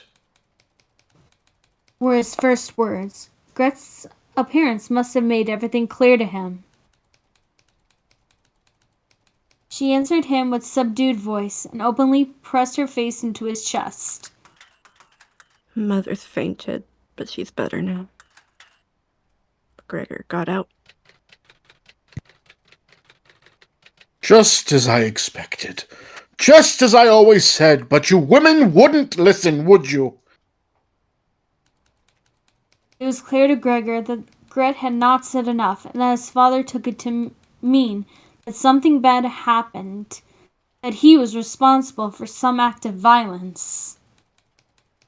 That meant Gregor would now have to try to calm his father, as he did not have the time to explain things to him, even if that had been possible.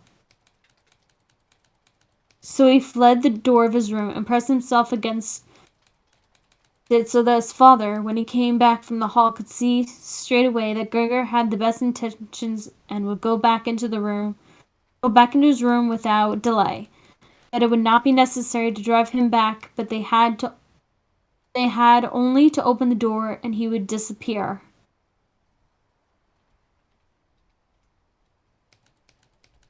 His father, though, was not in the mood to notice subtleties. Subtleties. Subtleties like that. Ah! He shouted as he came in, sounding as if he were both angry and glad at the same time. Gregor drew his head back from the door and lifted it towards his father. He really had not imagined his father the way he stood there now. Of late, with his new habit of crawling about, he had neglected to pay attention to what was going on in the rest of the flat, the way he had done before. He really ought to have expected things to have changed, but still. Was that really his father? The same tired man as used to be laying there entombed in his bed when Gregor came back from his business trips, would receive him sitting in the armchair in his nightgown when he came back in the evenings, who was hardly even able to stand up but a sign of pleasure, would just raise his arms, and who on the couple of times a year when they went for a walk together on a Sunday or a public holiday wrapped up tightly in his overcoat, between Gregor and his mother, would always labor his way forward a little more slowly than them who were already walking slowly for his sake. He would place his stick down carefully, and if he wanted to say something, would invariably stop and gather his companions around him. He was standing up straight enough now, dressed in a smart blue uniform with gold buttons, the sort worn by employees of the Banking Institute. Above the high, stiff collar of the coat of his strong double chin emerged under the bushy eyebrows. His piercing dark eyes looked out fresh and alert. His normally unkempt white hair was combed down painfully close to his scalp. He took his cap with its gold monogram from probably some bank and threw it in right across the room onto the sofa, put his hand in his trouser pockets, pushing back the bottom of his long uniform coat with a look of determination, walked towards Gregor. He probably did not even know himself what he had in mind, but none the less he lifted his feet unusually high. Gregor was amazed at the enormous size of the soles of the boots, but wasted no time with that. He knew full well, right from the first day of his new life, that his father thought it necessary to always extremely strict with him. And so he ran up to his father, stopped when his father stopped, scurried forwards again, and when he moved even slightly. In this way, they went around the room several times without any decisive happening, without even giving the impression of chase, as everything went in slowly. Gregor remained all this time on the floor, largely because he feared his father might see it as especially provoking if he fled onto the wall or ceiling.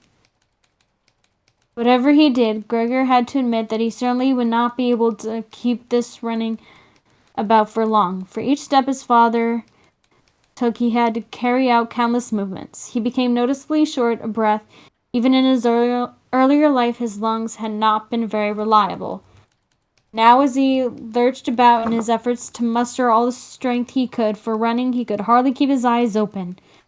Thoughts became too slow for him to think of any other way of saving himself than running.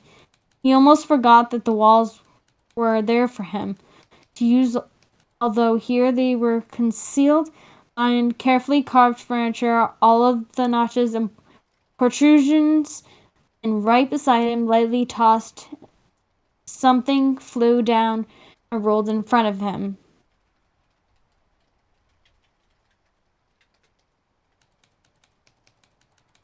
It was an apple. Another one immediately flew at him. Gregor froze in shock.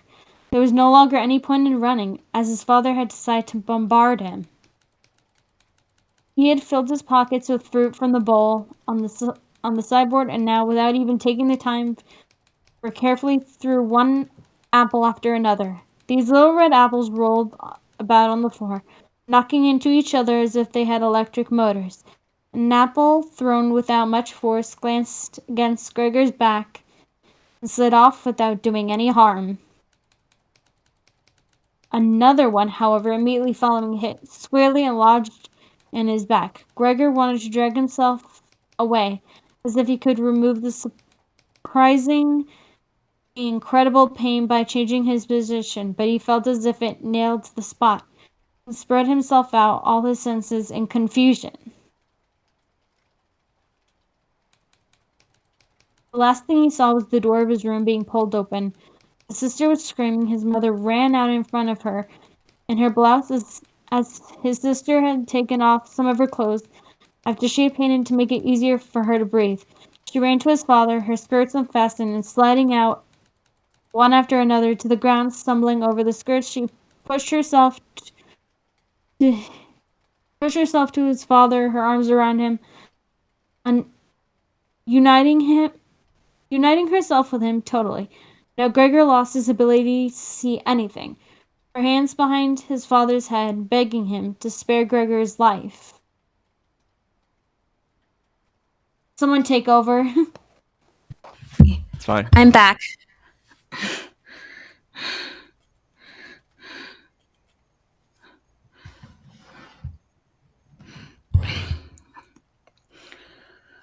No one dared to remove the apple lodged in Gregor's flesh, so it remained there as a visible reminder of his injury. He had suffered it there for more than a month, and his condition seemed serious enough to remind even his father that Gregor, despite his current sad and revolting form, was a family member who could not be treated as an enemy. On the contrary, as a family, there was the duty to swallow any revulsion for him and to be patient just to be patient. Because of his injuries, Gregor had lost much of his mobility, probably permanently.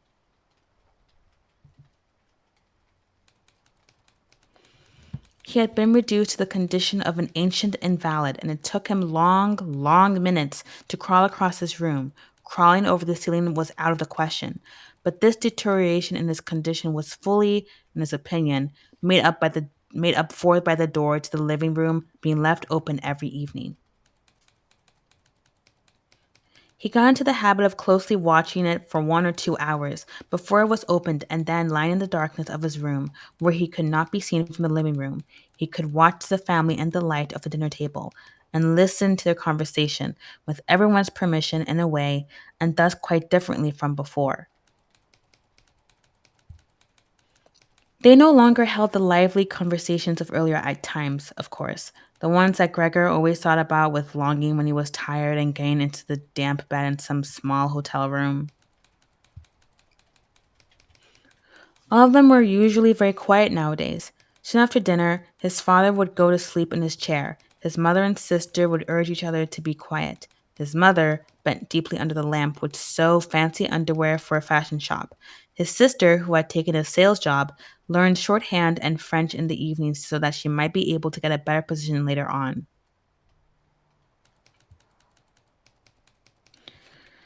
Sometimes his father would wake up and say to Gregor's mother,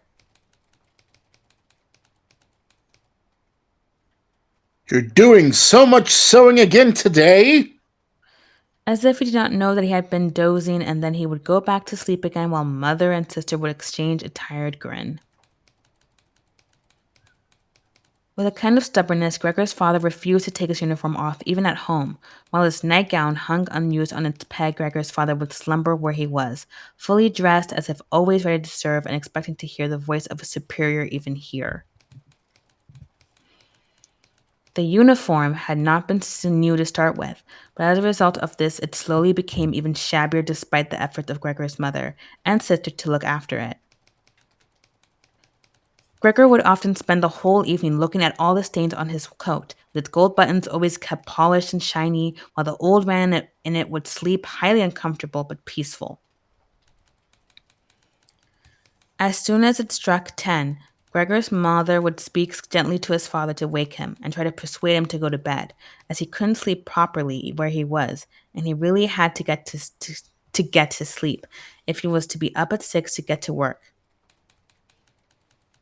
But since he had been at work, he had become more obstinate and would always insist on staying longer at the table, even though he regularly fell asleep, and it was then harder than ever to persuade him to exchange the chair for his bed.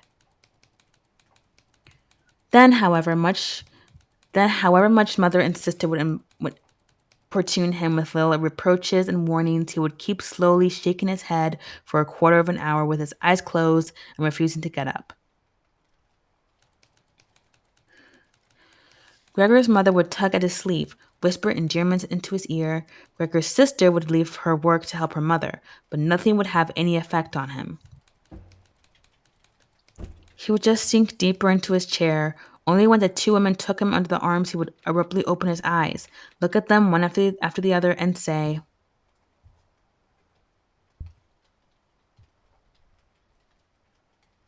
"What a life! This is what peace I get in my old age? And supported by the two women, he would lift himself up carefully as if he were carrying the greatest load himself, let the women take him to the door, send them off and carry on by himself, while Gregor's mother would throw down her needle and his sister her pen so that they could run after his father and continue being of help to him. Who in this tired and overworked family would have had time to give more attention to Gregor than was absolutely necessary? The household budget became even smaller, so now the maid was dismissed. An enormous, thick-boned charwoman with white hair that flapped around her head came every morning and evening to do the heaviest work. Everything else was looked after by Gregor's mother on top of the large amount of sewing work she did.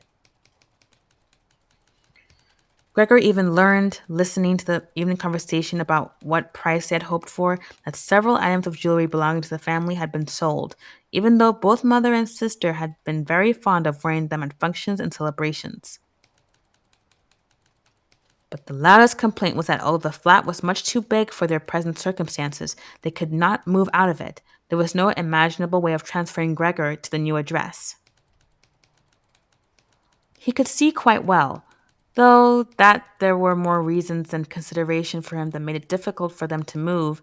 It would have been quite easy to transport him in any suitable crate with a few air holes in it.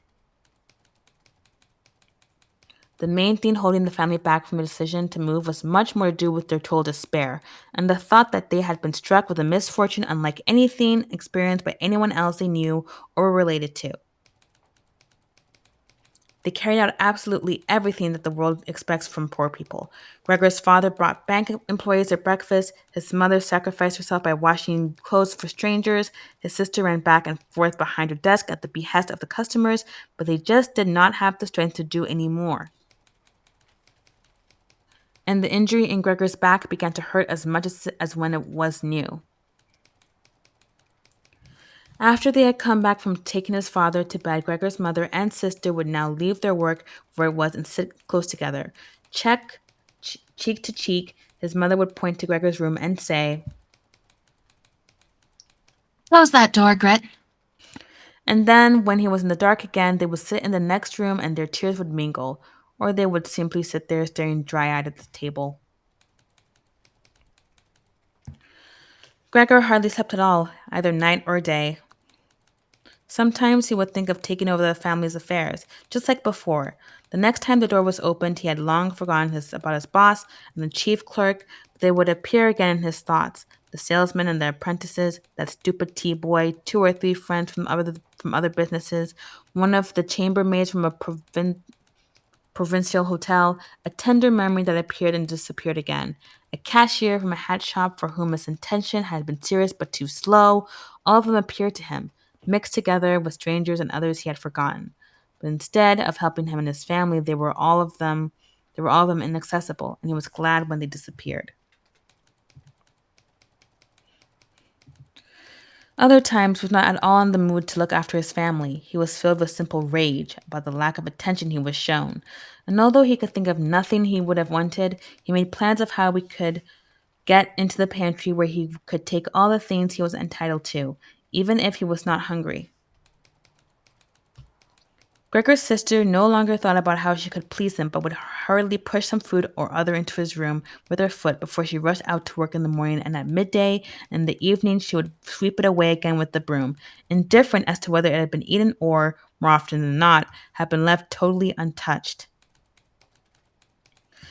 She still cleared up the room in the evening, but now she could not have been any quicker about it. Smears of dirt were left on the walls. Here and there were little balls of dust and filth. At first, Gregor went into one of the worst of these places when his sister arrived as a reproach to her, but he could have stayed there for weeks without her sister doing anything about it. She could see the dirt as well as he could, but she had simply decided to leave him to it. At the same time, she became touchy in a way that was quite new for her, and which everyone in the family understood. Cleaning up Gregor's room was for her and her alone. Gregor's mother did once thoroughly clean his room and needed to use several bucketfuls of water to do it. All of that much dampness also made Gregor ill, and he lay flat on the couch, bitter and immobile.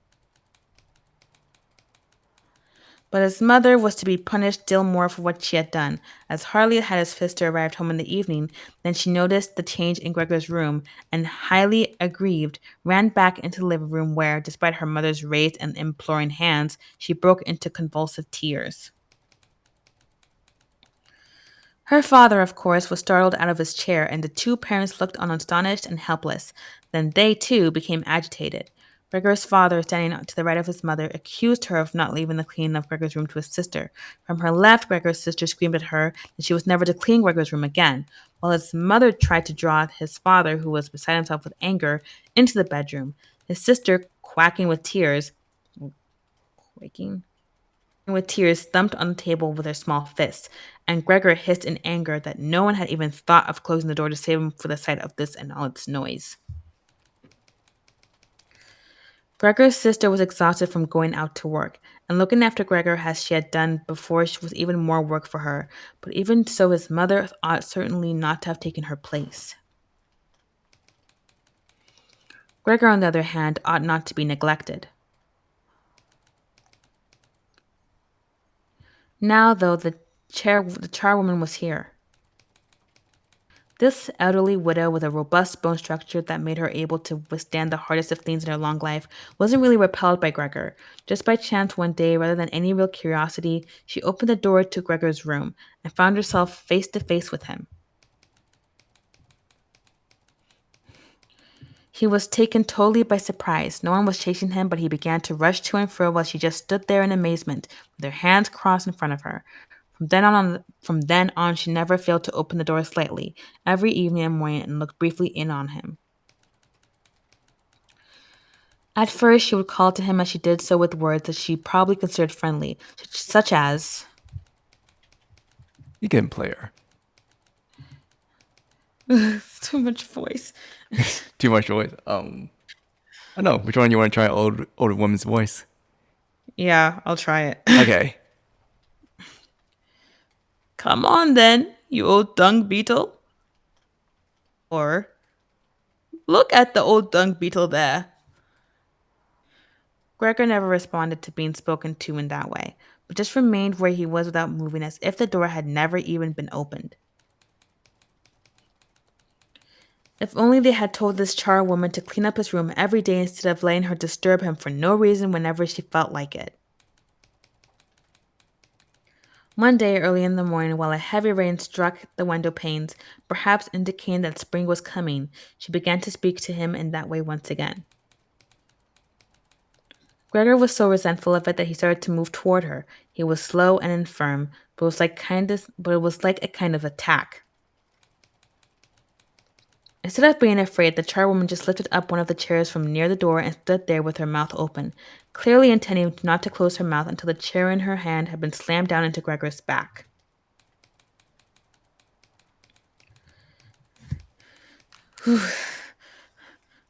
Aren't you coming any closer then?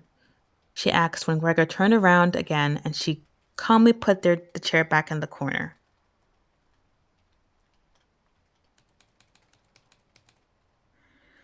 Gregor had almost entirely stopped eating. Only if he happened to find himself next to the food that had been prepared for him, he might take some of it into his mouth to play with it, leave it there a few hours, and then, more often than not, spit it out again.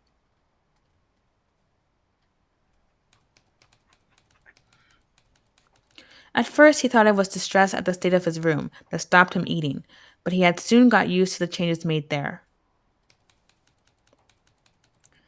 They had got into the habit of putting things into his room that they had no room for anywhere else, and there were now many such things as one of the rooms in the flat had been rented out to 3 gentlemen. These earnest gentlemen, all 3 of them had full beards, as Gregor learned peering through the crack in the door one day, were painfully insistent on things being tidy. This meant not only in their own room, but since he had taken a room in this establishment, in the entire flat, and especially in the kitchen. Unnecessary clutter was something they could not tolerate, especially if it was dirty. They had moreover bought most of their furnishings and equipment with them.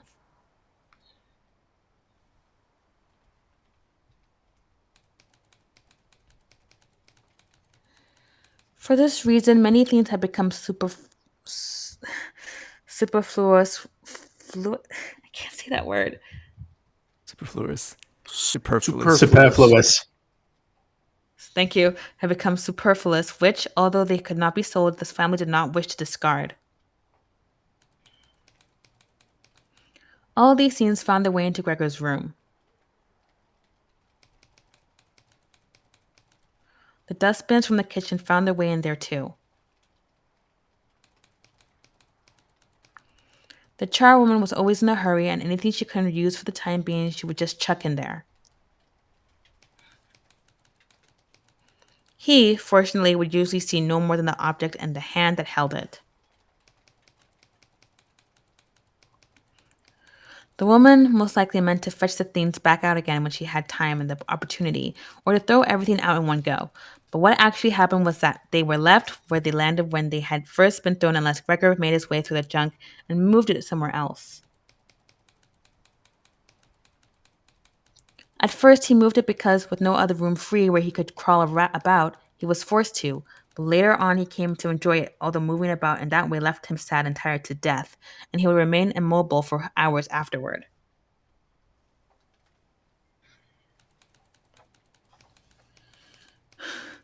The gentleman who rented the room would sometimes take their evening meal at home in the living room that was used by everyone, until the door to this room was often kept closed in the evening. But Gregor found it easy to give up finding the door open. He had, after all, often failed to make use of it when it was open, and without the family having noticed it, lain in his room in its darkest corners. One time, though, the charwoman left the door to the living room slightly open, and it remained open when the gentleman who rented the room came in the evening and the light was put on. They sat up at the table where formerly Gregor had taken his meals with his father and mother. They unfolded the serviettes and picked up their knives and forks. Gregor's mother immediately appeared in the doorway with a dish of meat, and soon behind her came his sister with a dish piled high with potatoes. The food was steaming and filled the room with its smell. The gentleman bent over the dishes set in front of them, as if they wanted to test the food before eating it, and the gentleman in the middle, who seemed to count as an authority for the other two, Gently cut off a piece of meat while it was still in its dish, clearly wishing to establish whether it was sufficiently cooked or whether it should be sent back to the kitchen. It was to his satisfaction, and Gregor's mother and sister, who had been looking on anxiously, began to breathe again and smiled. The family themselves ate in the kitchen. Nonetheless, Gregor's father came into the living room before he went into the kitchen, bowed once with his cap in his hand, and did his round of the table. The gentlemen stood as one and mumbled something into their beards. Then, once they were alone, they ate in near perfect silence.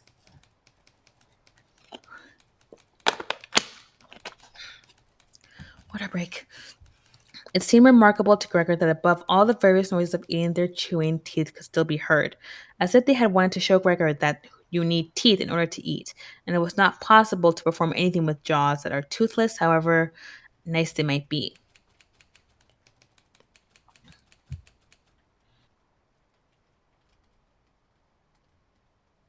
I'd like to eat something,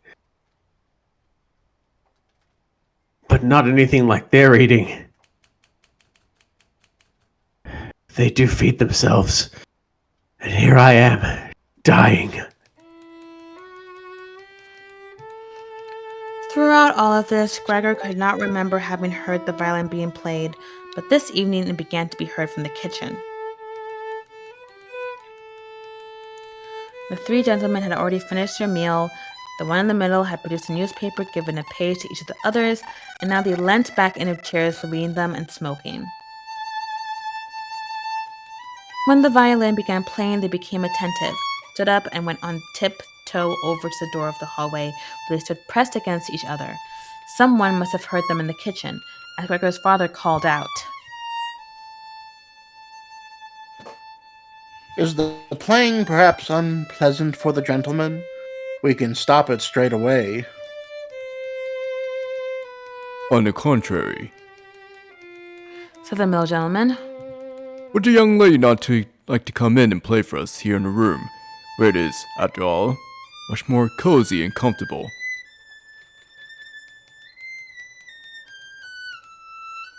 Oh, yes, we'd love to. Called back Gregor's father as if he had been the player himself. The gentleman stepped back into the room and waited. Gregor's father soon appeared with the music stand, his mother with the music, and his sister with the violin. She calmly prepared everything for her to begin playing. His parents, who had never rented a room out before and therefore showed an exaggerated courtesy toward the three gentlemen, did not even dare to sit on their own chairs. His father leaned against the door with his right hand, pushed in between two buttons on his uniform coat. His mother, though, was offered a seat by one of the gentlemen, and sat, leaving the chair where the gentleman happened to have placed it out of the way in a corner.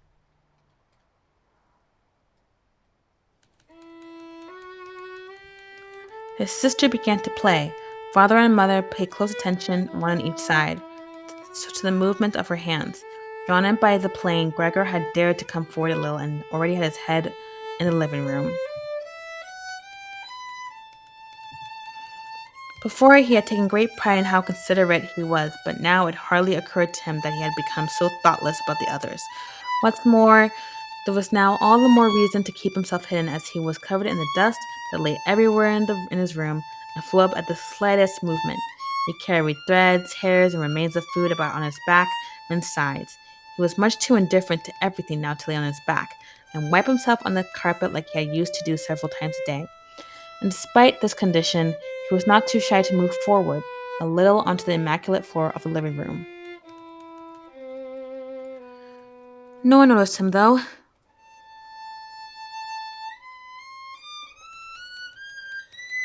The family was totally preoccupied with the playing. At first, the three gentlemen had put their hands in their pockets and come up far too close behind the music stand to look at all the notes being played. They must have disturbed Gregor's sister, but soon, in contrast with the family, they withdrew back to the window with their heads sunk and talking to each other at half volume. And they stayed by the window while Gregor's father observed them anxiously. It really now seemed very obvious that they had expected to hear some beautiful or entertaining violin playing, but had been disappointed, that they had had enough of the whole performance, and it was only now out of politeness that they allowed their peace to be disturbed. It was especially unnerving, the way they all blew the smoke from their cigarettes upwards from their mouth and moon noses. Yet Gregor's sister was playing so beautifully. Her face was leaned to one side, following the lines of music with a careful and melancholy expression.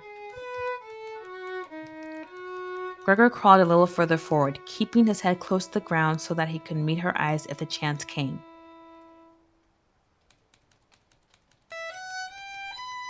Was he an animal if music could captivate him so? It seemed to him that he was being shown the way to the unknown nourishment he had been yearning for. He was determined to make his way forward to his sister and tug her skirt to show her she might come into his room with her violin, as no one appreciated her playing here as much as he would.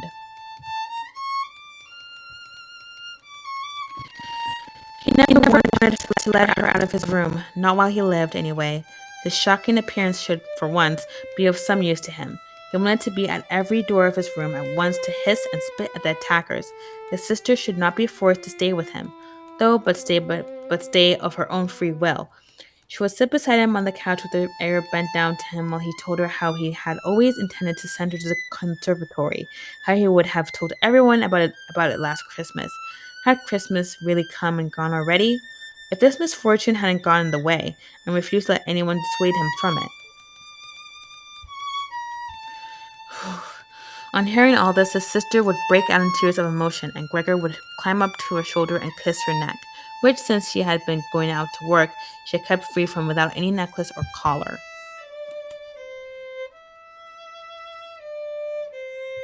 Mr. Samsa, Shouted the middle gentleman to Gregor's father, pointing without wasting any more words with his forefinger at Gregor as he slowly moved forward.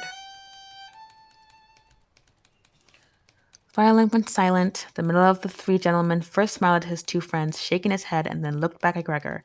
His father seemed to think it more important to calm the three gentlemen before driving Gregor out. Even though they were not at all upset and seemed to think Gregor was more entertained than the violin playing had been. He rushed up to them with his arms spread out and attempted to drive them back into their room, at the same time as trying to block their view of Gregor with his body.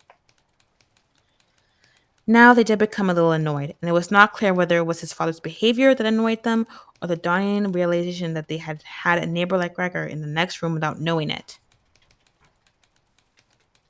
They asked Gregor's father for explanations, raised their arms like he had, tugged excitedly at their beards, and moved back towards the room only very slowly.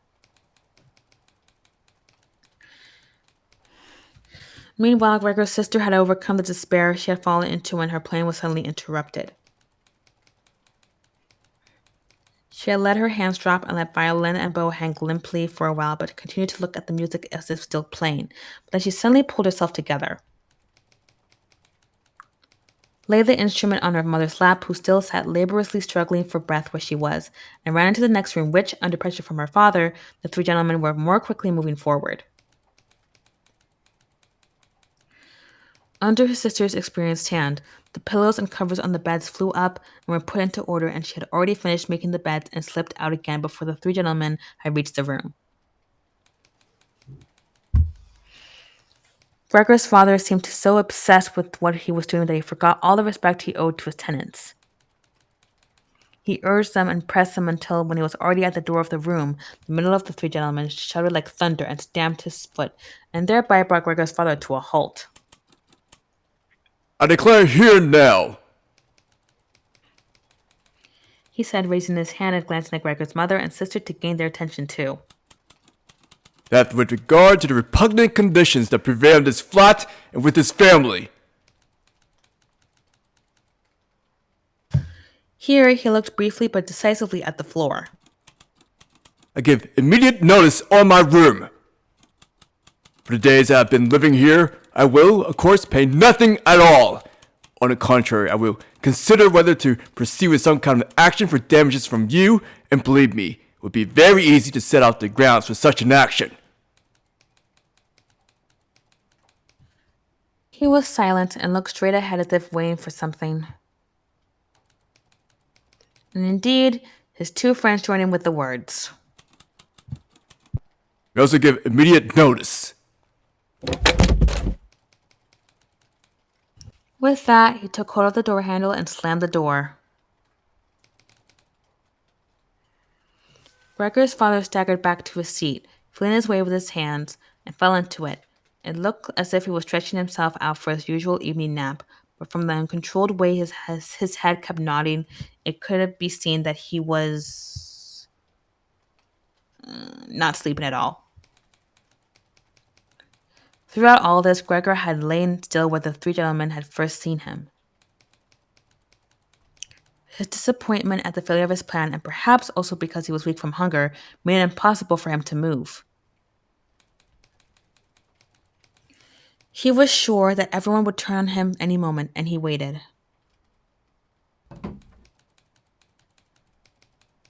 He was not even startled out of this state when the violin on his mother's lap fell from her trembling fingers and landed loudly on the floor. Father, Mother. Said his sister, hitting the table with her hands as introduction. We can't carry on like this. Maybe you can't see it, but I can. I don't want to call this monster my brother, and all I say is, we have to try and get rid of it. We've done all that's humanly possible to look after it and be patient. I don't think anyone could accuse us of doing anything wrong.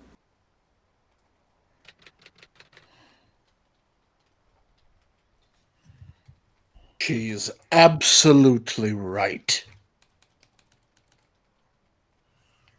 Said Gregor's father to himself. His mother, who still had not had time to catch her breath, began to cough dully, her hand held out in front of her and a deranged expression in her eyes. Gregor's sister rushed to his mother and put her hand on her forehead. Her words seemed to give Gregor's father some more definite definite ideas. He sat upright, played with his uniform cap between the plates left by the three gentlemen after their meal, and occasionally looked down at Gregor as he lay there immobile. We have to try and get rid of it. Said Gregor's sister, only now speaking only to her father, as her mother was too occupied with coughing to listen. It'll be the death of both of you. I can see it coming. We can't all work as hard as we have to and then come home to be tortured like this. We can't endure it. I can't endure it anymore. And she broke out so heavily in tears they flowed down the face of her mother, and she wiped them away with mechanical hand movements.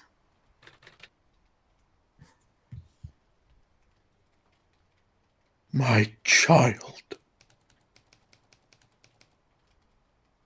Said her father with sympathy and obvious understanding. What are we to do? His sister just shrugged her shoulders as a sign of the helplessness and tears that had taken hold of her, displacing her earlier certainty.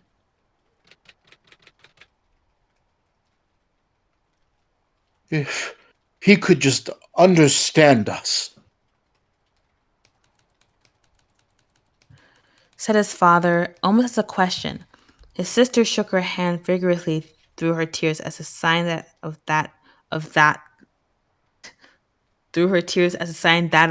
there was no question. If he could just understand us. Repeated Gregor's father, closing his eyes in acceptance of his sister's certainty that was quite impossible. Then perhaps we could come to some kind of arrangement with him. But as it is, It's got to go. That's the only way, Father. You've got to get rid of the idea that it's Gregor. We've only harmed ourselves by believing it for so long. How can that be Gregor? If it were Gregor, he would have been seen long ago that it's not possible for human beings to live with an animal like that, and he would have gone of his own free will. We wouldn't have had a brother anymore, but we could carry on with our lives and remember him with respect. As it is this animal is persecuting us. It's driven out our tenants. It obviously wants to take over the whole flat and force us to sleep on the streets. Father, look, just look. She suddenly screamed. He's starting again. In her alarm, which was totally beyond Gregor's comprehension, his sister even abandoned his mother as she pushed herself vigorously out of her chair, as if more willing to sacrifice her own mother than stay anywhere near Gregor. She rushed over to behind her father, who had become excited merely because she was, and stood up, half raising his hands in front of Gregor's sister as if to protect her.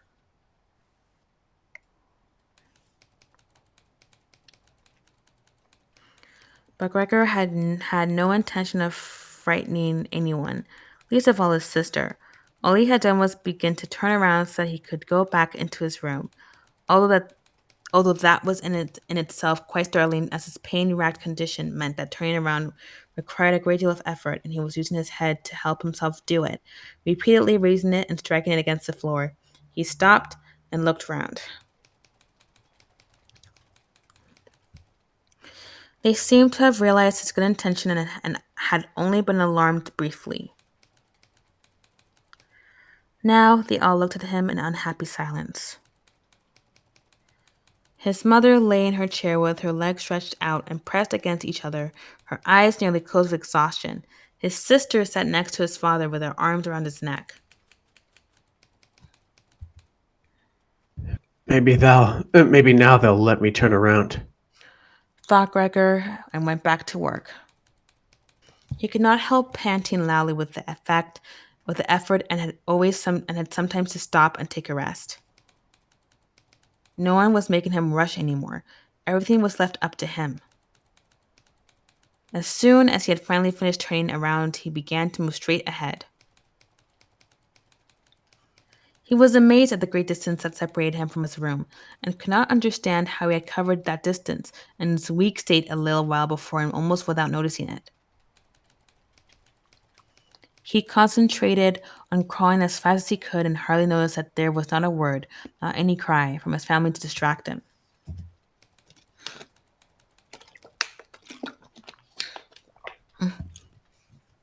He did not turn his head until he had reached the doorway.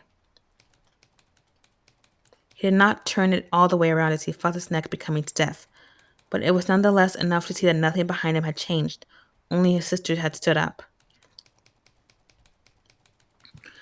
With his last glance, he saw that his mother had now fallen completely asleep.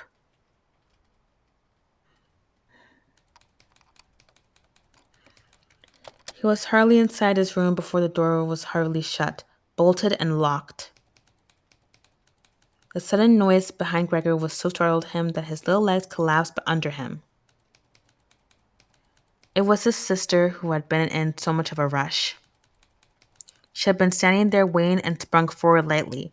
Gregor had not heard her coming at all, and as she turned the key in the lock, she said loudly to her parents, At last!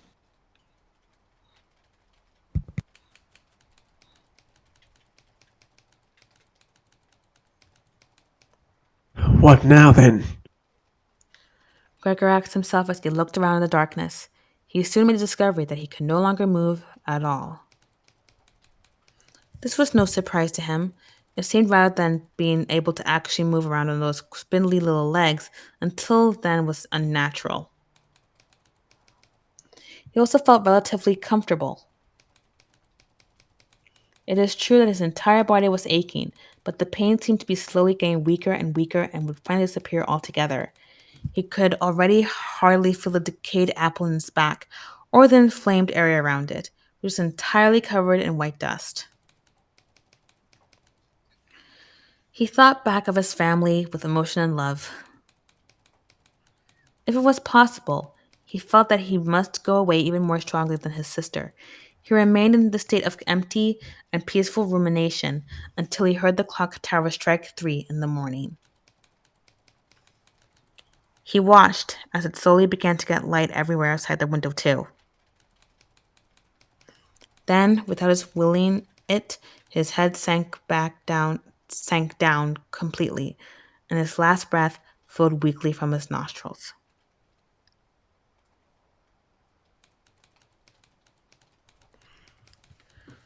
When the cleaner came in early in the morning, they'd often asked her not to keep slamming the doors, but with her strength and in her hurry she still did, so that everyone in the flat knew. When she'd arrived, and from then on, it was impossible to sleep in peace. She made her usual brief look in on Gregor, and at first found nothing special.